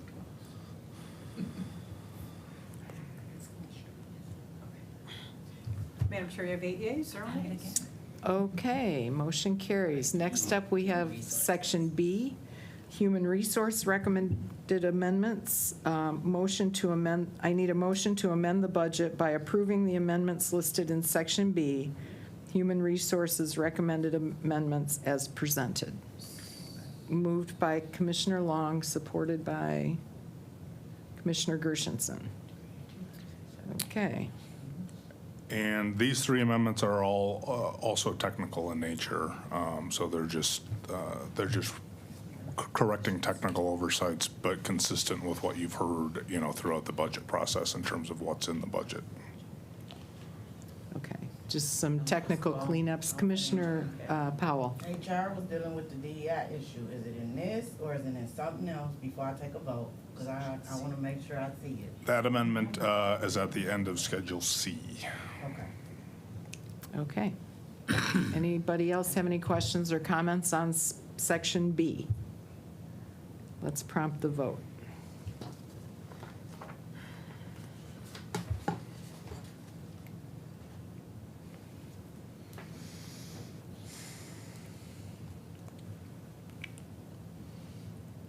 Madam Chair, you have 8 yeas, 0 nays. Okay, C. thank you. Motion carries. Next up, we have Section C, the Finance Committee recommended amendments. I need a motion. I need to know where that is. Yeah, I think that's what I'm looking for Okay, right now. so What he was just- talking. Just to be clear, so this is all of things listed under section C, right? Oh, Right. 16, I think it's saying. Okay. No, is that what you're asking? Section Got it. C, Thank the you. DEI Is that it, one. Mark? Back what you're to the asking? front. Yes, item 16, Yeah. Angela. C. I'm on B. Section C, and that is what we're discussing now. Right, Oh. this, right? Yes, Commissioner. I thought I was on C. I was on There this. we go. Oh, no. Yeah, I was on Yep, that. yep. I was on there, because there's two diversity things, numbers. 16. Yeah. Okay. I was on the right. Does anybody? So we need a motion. Angie? We- A motion to we- Why are they all we- zeros?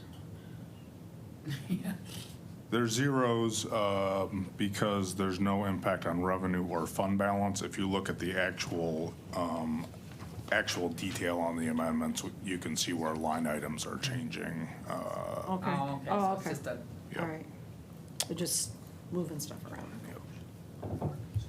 So, wait, do we have a motion on this one yet? no. Do we have a motion? We don't have a motion on this section yet. Okay, so I need a motion. Commissioner Gershenson, supported by Commissioner McGilvery. Okay. Now we go into the amendments to Section C. So I think the first one on your list is Commissioner. Just 1 second, I just want to, so the DEI issue, and where it was assigned, it's been moved to. Under a new division. Division, new division. Executive budget. So Go ahead. as an overview,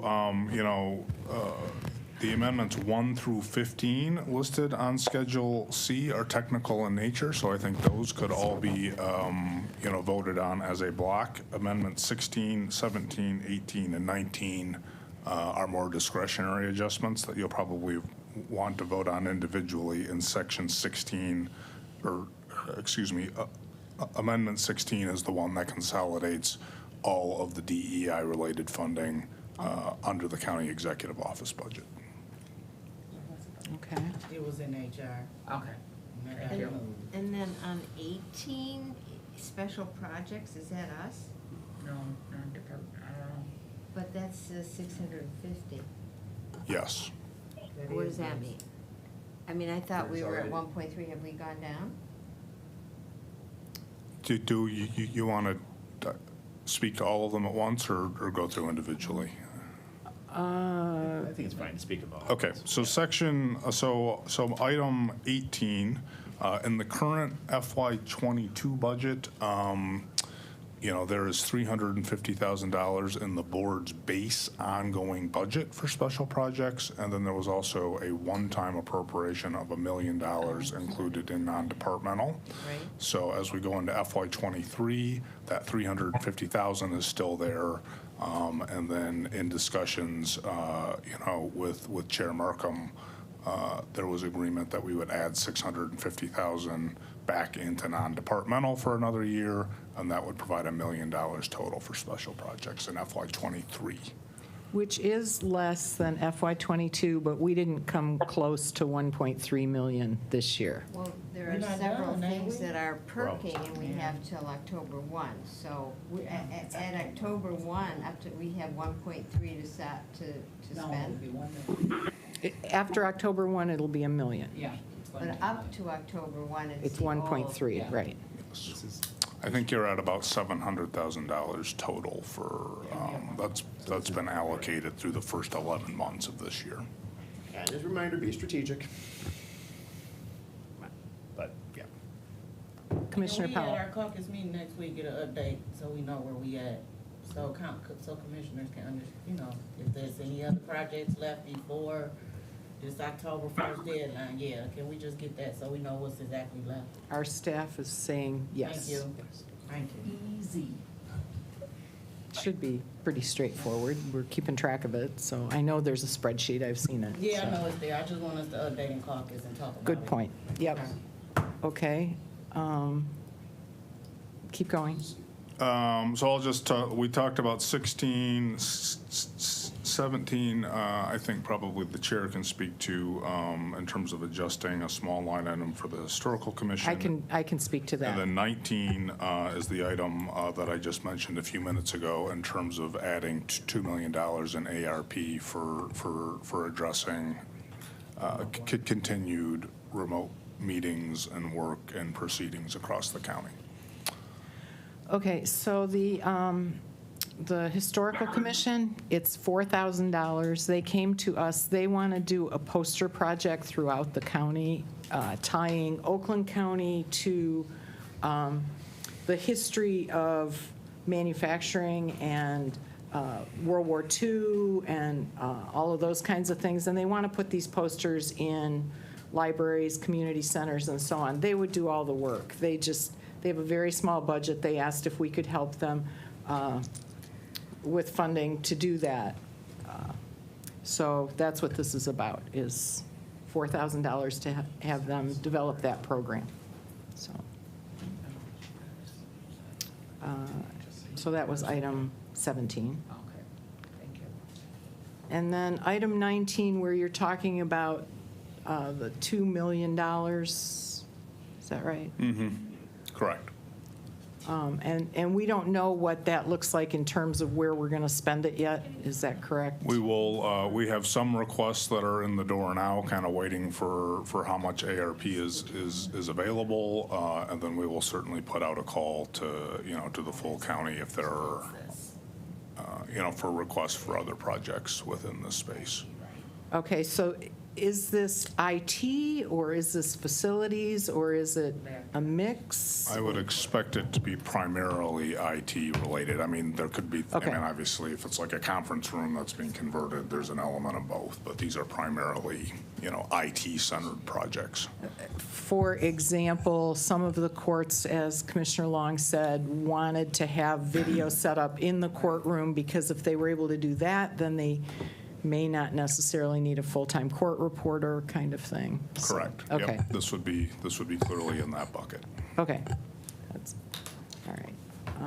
Commissioner Kowal. Why is there's no dollar amount after that historical commission?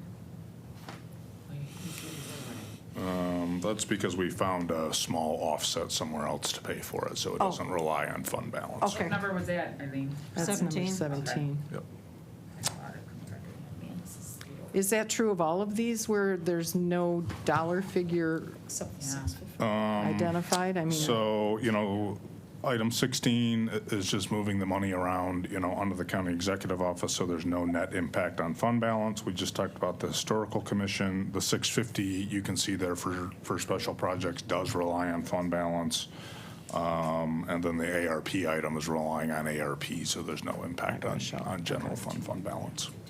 okay. Commissioner Gershenson. So just for the record, I am going to want to talk about that reduction, that 300 reduction in caucus. Okay.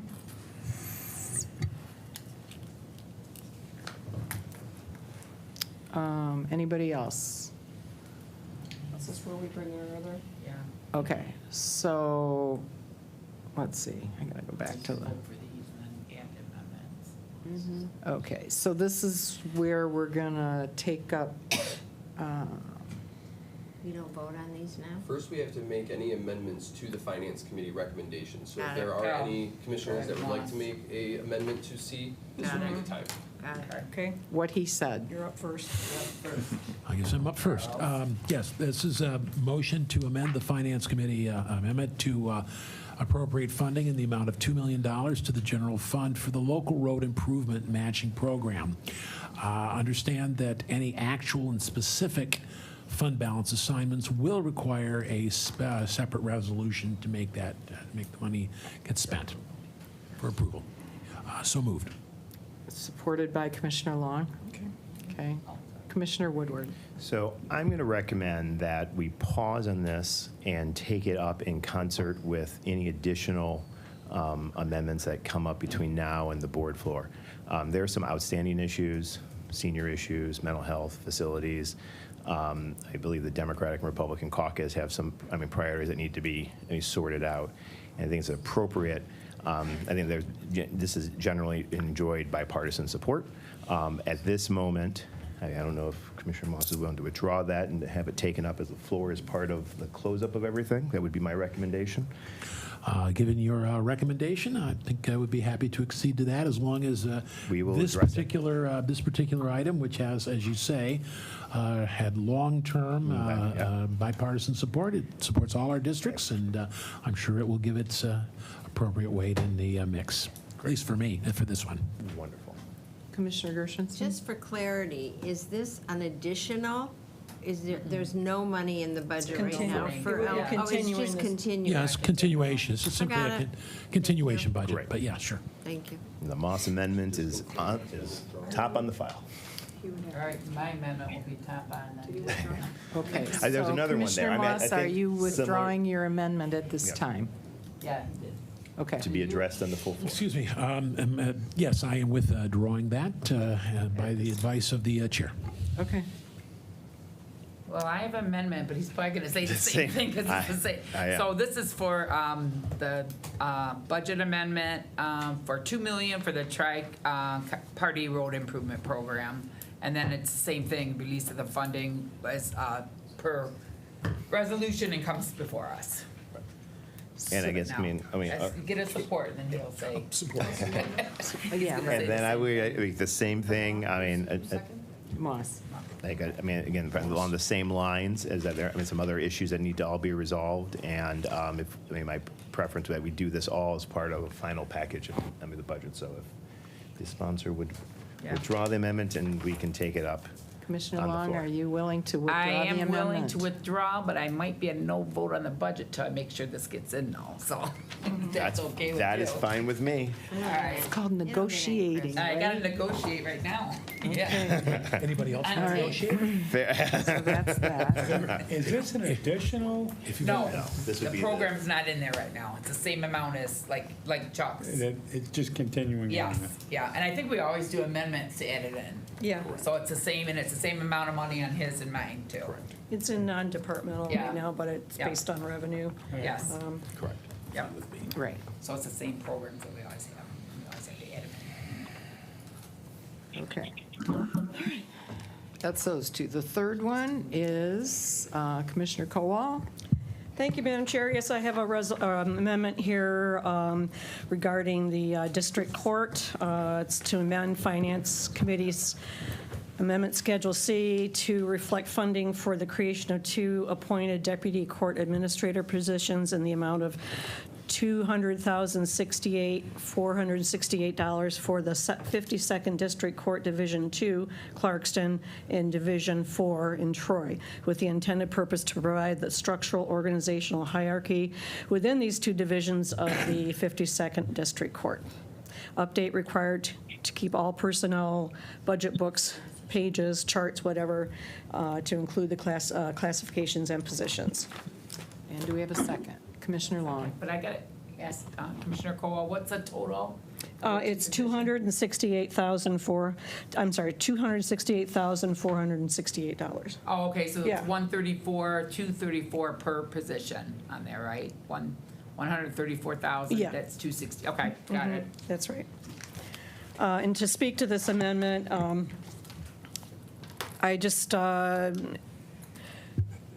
I don't know how these people manage to work under these conditions, and it's like the court administrators themselves, where there's no deputy, it's like they can't step away, they can't take any time off, they can't be sick. Otherwise, there's nobody there really to make these decisions, and then they fall down to other people, especially if they're HR issues that are not specifically trained in these areas, and then problems occur. I think I would have had a hard time not walking away from these jobs under the conditions that they're under now. So I just think it provides a better working conditions for the people in these courts. It's better for the people that are using these courts, and I think it quite possibly would help protect us against some lawsuits in the future, perhaps from employees that didn't get their issues settled. So I really feel that these positions are more than justified, so I hope that you will support this amendment. Thank you, Commissioner. Commissioner Woodward. Yeah, I would urge a no vote on this amendment for a few reasons. Like, one, it's not clear where we actually fund this, and I assume the 268 is for 1 year, but we do a 3-year budget and a 5-year forecast. We have a budget before us, and this committee's done an incredible job. I mean, going department by department, For the first time in my memory, we have a structurally balanced budget and where revenues coming in equal dollars going out. And this is this takes us away from the structural balance that we currently have. I think we had a great conversation with IT.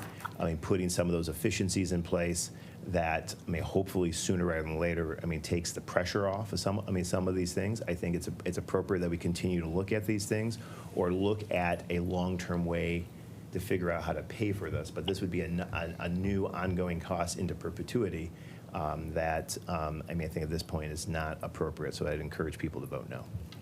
Commissioner Gershenson, I'll come back to you. Commissioner Gershenson. Yeah, I've really been thinking a lot about that last presentation from the 52nd, and I am on record as being a supporter of the 52nd. But one of the things I also fancy myself as being a supporter of listening to many sides of the issue, and there are a lot of other facts that have come into my knowledge, I've been told, about their presentation that their presentation was very one-sided. So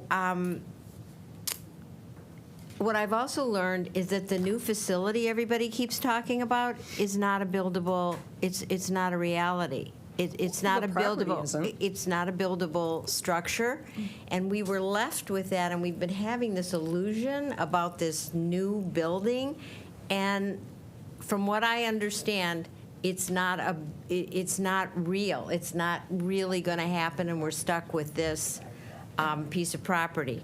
Also, I have district courts. I think there are so many district courts that we all represent that have tremendous needs. I mean, in the South End, some of those buildings really need a lot of attention.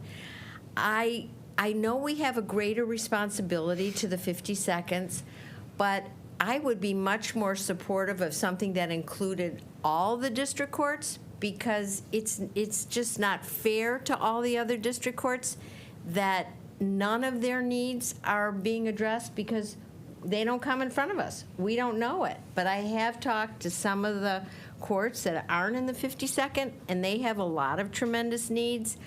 I know our facilities department was involved with some of the issues that were raised by the 52nd. So this amendment really speaks to two positions. Mm-hmm. Oh, all right. So anyway, okay. So I guess I just wanted to say I'm sympathetic to the request, but I also realize there's a lot of other issues before I could support that. Okay, Commissioner Kowal. There's always a lot of other issues. There always is. And to Commissioner Woodward's comments about we have a structurally balanced budget and we went through these budget hearings, if we don't make any amendments or propose amendments, it was just a dog and pony show, is what you're saying. So, I mean, when we listen to this and we listen to the departments, are we just listening to go like this, or are we actually listening to them and to their needs? So I take exception to the saying that because they have a structurally balanced budget, they can't structure it a little bit differently to provide these two positions. If I may speak. Okay, so one, this amendment is not structured to actually amend the 3-year budget. There's no funding source identified.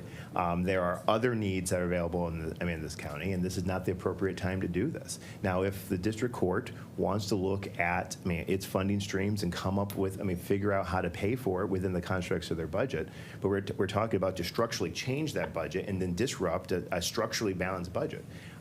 I do not think it's a dog and pony show. I think it's brought a lot of things to light. I think, by and large, of $1 billion, we've done something that this county's never been able to do to see that the dollars coming in match the dollars going out. And if we're going to hold to that, then we got to come up with a plan to figure out where that revenue comes from. And this amendment doesn't do that. And the fiscally responsible thing is to do that. And so to hear it from you. So if I identify where it could come from, would that be okay? You can, I guess you can suggest anything. My position, at this juncture is, to oppose this amendment.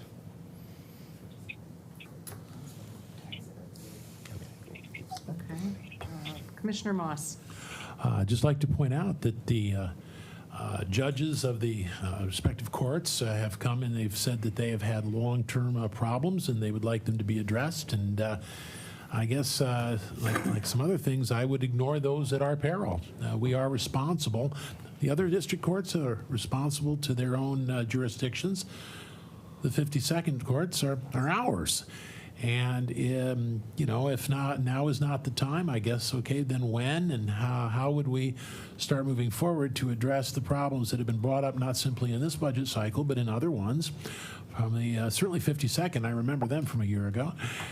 So let's, I would like to see at least something looked at rather than to just say, well, this budget is a completed document, therefore we can't, because those judges aren't going to forget. And if, once again, we are responsible for those courts, and if anything goes wrong, the liability will come to us. And if there's anyone who knows how to deal with things, questions of liability one way or another, it's the judges.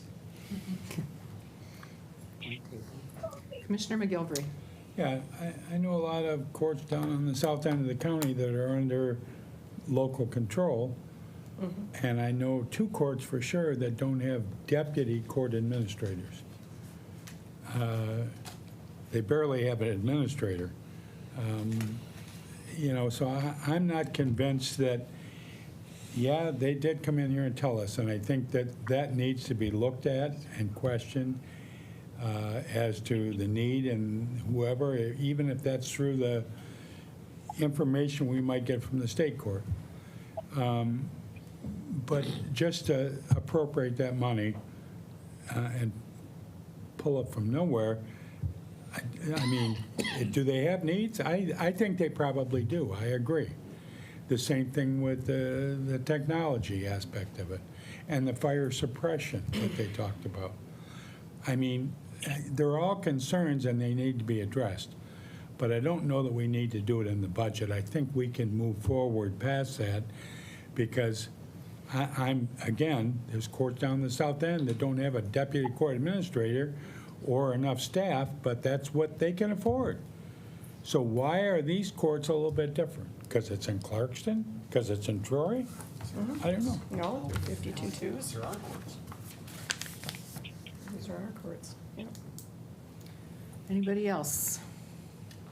Could I get some agreement that we could discuss this between now and September 29th and possibly move on this? I'm always willing to discuss anything with any colleague. Without a structural way to pay for anything, and this position, I mean, additional positions here, this board, asked for reclassification positions in other department budgets to achieve the objectives that they wanted. I don't have a huge appetite for it, but yes, I think to what Commissioner McGilvery's saying, we can talk about it, but I also don't want to project any false hope that my support for structurally imbalancing our existing budget is there. But I will be happy to talk about it. And I do believe these courts have asked for these positions. It's not like they haven't asked. So I think every department in this county has asked for a position. Probably. We could double the size of our county government. But I don't. There's got to be a way to pay for this. And this. I get it. I understand that it was brought forward, and frankly, there's a few things. That there are funding streams that help pay for a lot of positions, and there's desire for other positions, but we got to find a way to pay for it. And I kind of came up through county government. The idea of just creating new positions without a means to pay for them is something that we've never done. how much more revenue are we realizing because of our property taxes? Property tax revenues are certainly up because of the strong housing market and higher inflation. Those best estimates are baked into the budget, as it stands today. So that's, yeah, okay, so that's already been baked in. And I guess I would speak like this. The sheriff contract that we approved, the sheriff deputy contract we approved was above and beyond what was originally estimated would be to get it to a level that better meets the need to attract people. And talking to some of our colleagues, there's going to be increasing pressure to our existing staff to raise those dollars. So, that's the challenge here. Well, I think we heard a couple of things in the hearings, especially about the courts, that I would hope, are being discussed outside of this context. One is this question of personnel, and I know there was an issue with the district courts where an individual, was let go, and that caused a lot of problems and that sort of thing. I feel like there needs to be more conversation between the leadership of the courts and the administration going forward. And I don't mean like between now and Tuesday. I mean, it seems to me there's an underlying discussion that needs to happen as those courts and everybody come into us. There's this percolation of, we don't get what we need, or that. I think that, especially as it relates to personnel and hiring and all of that, I think that conversation needs to be had between the judges and administration.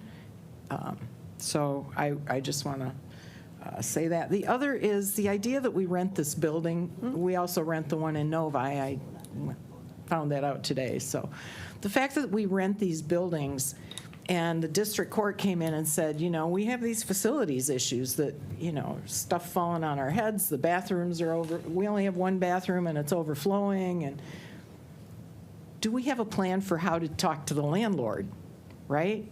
Let's get this building. I realize it's way too small according to administration's own estimates, but one bathroom in the whole building and then it's overflowing. I mean, we deal with the public and we want people to be healthy, right? So that is something I think we definitely can be working out. In fact, if it's a resolution or talking to purchasing, which I assume manages the lease agreement with the landlord. If you're not if the ceiling is falling down, you don't get paid. Right. We will put that money in escrow, and when you fix it, then we can pay you. But it's like just as you manage any landlord. So there's ways to do that. So that's definitely something from a facility piece that we can work on. This one was just it's harder and complicated. Like, we're going to create new positions. You got to have a way to pay for it, and we don't for this. This amendment, we don't have that yet. Okay, Commissioner Powell. With our district courts that we govern and oversee, all of them are leased? Or just 52s. There's four 52s. And we lease those buildings? No, not all of The them. Rochester is a building and Troy's a building. Oh, the two that we lease? No, those are the two that you own. The Novi one and the Clarkston one Our lease. are leased. Okay, so, absolutely, we need to get on that. Okay, all right, thank you. I have a question, before we, I got a question for him, but that's not pertaining to this, though. Okay. All right. So we're on the motion, we're on the amendment. We're still on the amendment, the Amendment 3 on the district court. So we need to vote on the amendment, I believe? Yep. Okay. They give me my plan with red so that I know what I'm doing. There's my thingy. Oh, no, wait a minute. Okay. It's on the amendment.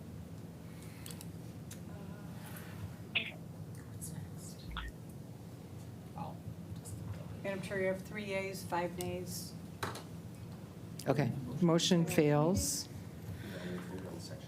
Okay, so now we're going to go back and vote on Section C as presented.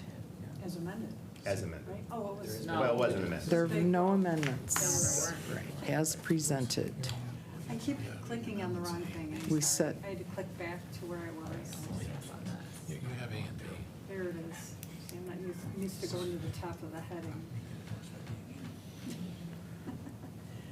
Okay, so. On C, Section C. Section C. This is just to authorize and No, we're going on sections, this stuff, finance.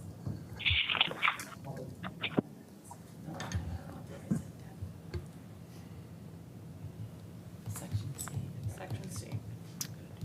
Okay.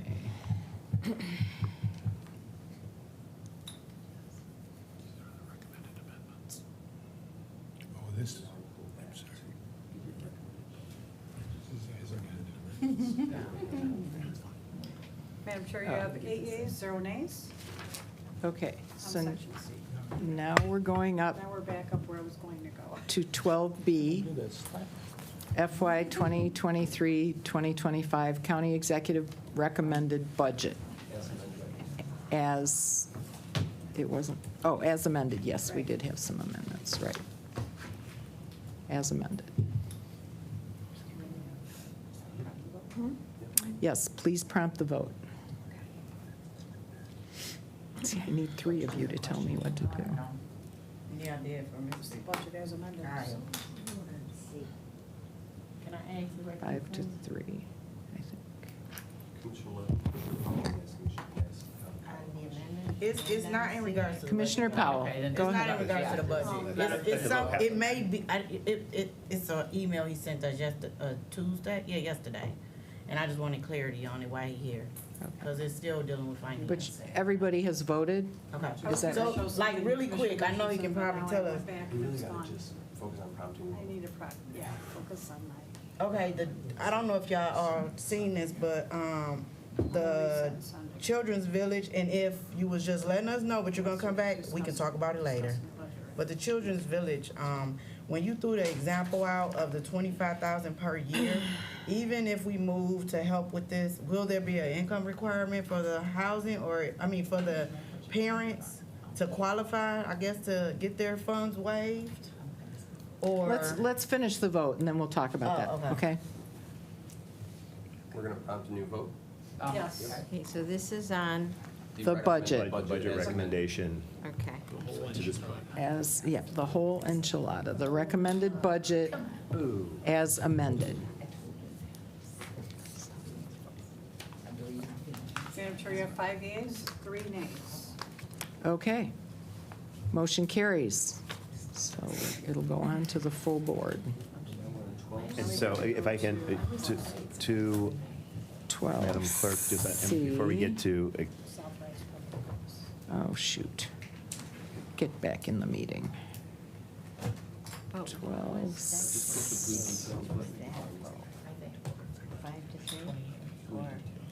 This one? Yes. All right, so the last thing we have to do is item 12C, authorize public notice and public hearing for the September 29th, 2022 Oh, it's a at morning 9:45 meeting. a.m. Wow. Commissioner McGilvery? We got a morning. A morning meeting. Moved by Commissioner McGilvery, supported by Commissioner Long. Okay. September 29th. Yep, it's morning. Any comments? It is a morning meeting that day, so Ooh, we gotta be at caucus at 8:30. I know it. Any, used to be. Yeah. Yeah. Oh, it used to be all the time. I'm all right. okay, if nobody has any comments, let's prompt the vote. Yes. 9:45 a.m. Madam Chair, you have 8 yeas, 0 nays. Motion carries. Okay, we'll have our Madam Chair? meeting tonight. Mr. Chair. So just, just on the budget before, Commissioner Powell asked her question, be working with the leadership of the Democratic caucus and the Republican caucus to get this nicely. Any additional changes, hopefully we can strike a big, grand bargain and move forward together. So, I'll be working through the Republican Leadership Caucus and our caucus. It will be a subject of conversation, I know, at our next caucus meeting on the 1st. And we have until, well, hopefully not the day of, but middle of September, hopefully have an idea of all what is suggested amendments on the floor to wrap this whole thing up. Okay, thank you, Commissioner. Commissioner Kowal? Yeah, in addition to that, I believe we've got 2 feasibility studies going on right now. One is for the 52 to, and it doesn't have to be a new courthouse, it can be, but they're trying to do feasibility study. And as well as the dispatch, emergency operation and training center that I believe there's, and I would like to see those before we get to the end of September. But I don't They should be, think they they're should be done. ready. I believe next month, correct me if I'm wrong, next month, the entire capital needs is going to be presented to the board. And Okay. hold on to your pocketbook, because it's expensive. Okay. I think $1 billion expensive. of the capital needs in this county. So, yes. Okay. But I think all that information is coming forward. in Absolutely. Just to reiterate, we've been Hold on to your talking head. about the plant assessment. We're getting it in shape to Okay. be able to do briefings with all of you next month. It'll include the 2 facilities you talked about and everything else, across our 45 buildings and properties, so. Okay, sounds good. Commissioner Gershenson? Well, I met with Sheriff Bouchard about those 3 items, and he indicated to me, now, it was a month ago, that the feasibility study was just getting underway because there was a big delay. There was a personnel switch in the sheriff's department, and Really? so it didn't get started. So Who's doing the feasibility study? I thought it was I don't remember who was doing it, but I'm a little outside my lane here, but I think we're through the feasibility study on that, and for the training center? She's talking about the courts. You talking about the No, the courts should be done. That one should be done. Talk about the so there's training 2 center. things. So there's like design plans, like moving it to the next level. Right. That was like $1 million. This is the feasibility. This was the Plant Moran assessment that we did for the courts. This, as well as our other 40-plus buildings. So 2 different Oh, so things. this isn't the training, the sheriff's 3? The price tag of that is Yeah, I part of know, this whole but the thing. Correct. study, I just didn't want, my understanding from him directly was that Just it was got underway. just getting going, so the you should sheriff's check. piece of it. Yeah, Sheriff, just the training sheriff's center. But piece. that's more Training center design you want. work, whereas we have a cost, like, Okay. We have Okay. voted, right? All right. We just need public comment.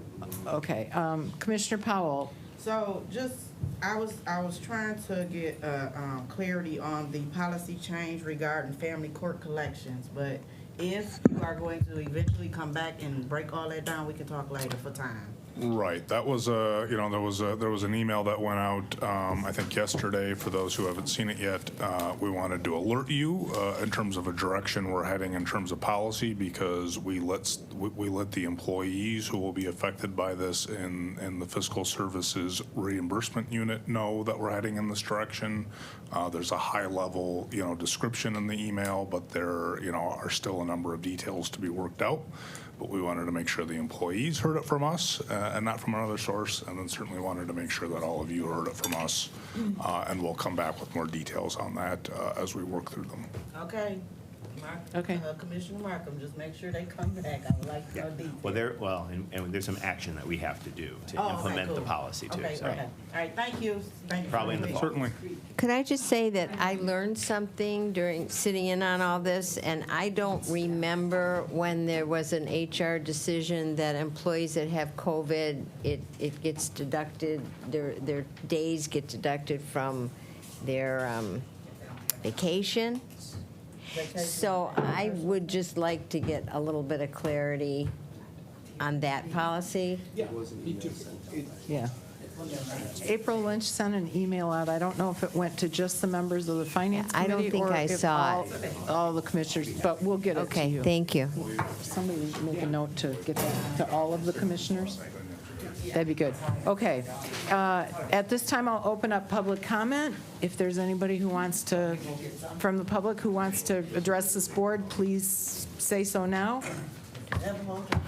Since no one is here, I will call public comment closed if there's no other business to come before the group. I just want to say how grateful I am to all the members of this commission and the staff that has supported us for all of the work that everybody has done, really. I mean, it has not been easy to sit on this commission.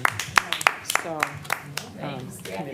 so, we did have snacks, which I think helped, so. Yeah. But thank you all, really. I mean, people showed up. We had good attendance. We didn't have trouble making quorums. We did really well. So I appreciate everybody's efforts to make this work, and same for you guys back in the corner. Same. So they did originally. All right. Meeting is adjourned. He has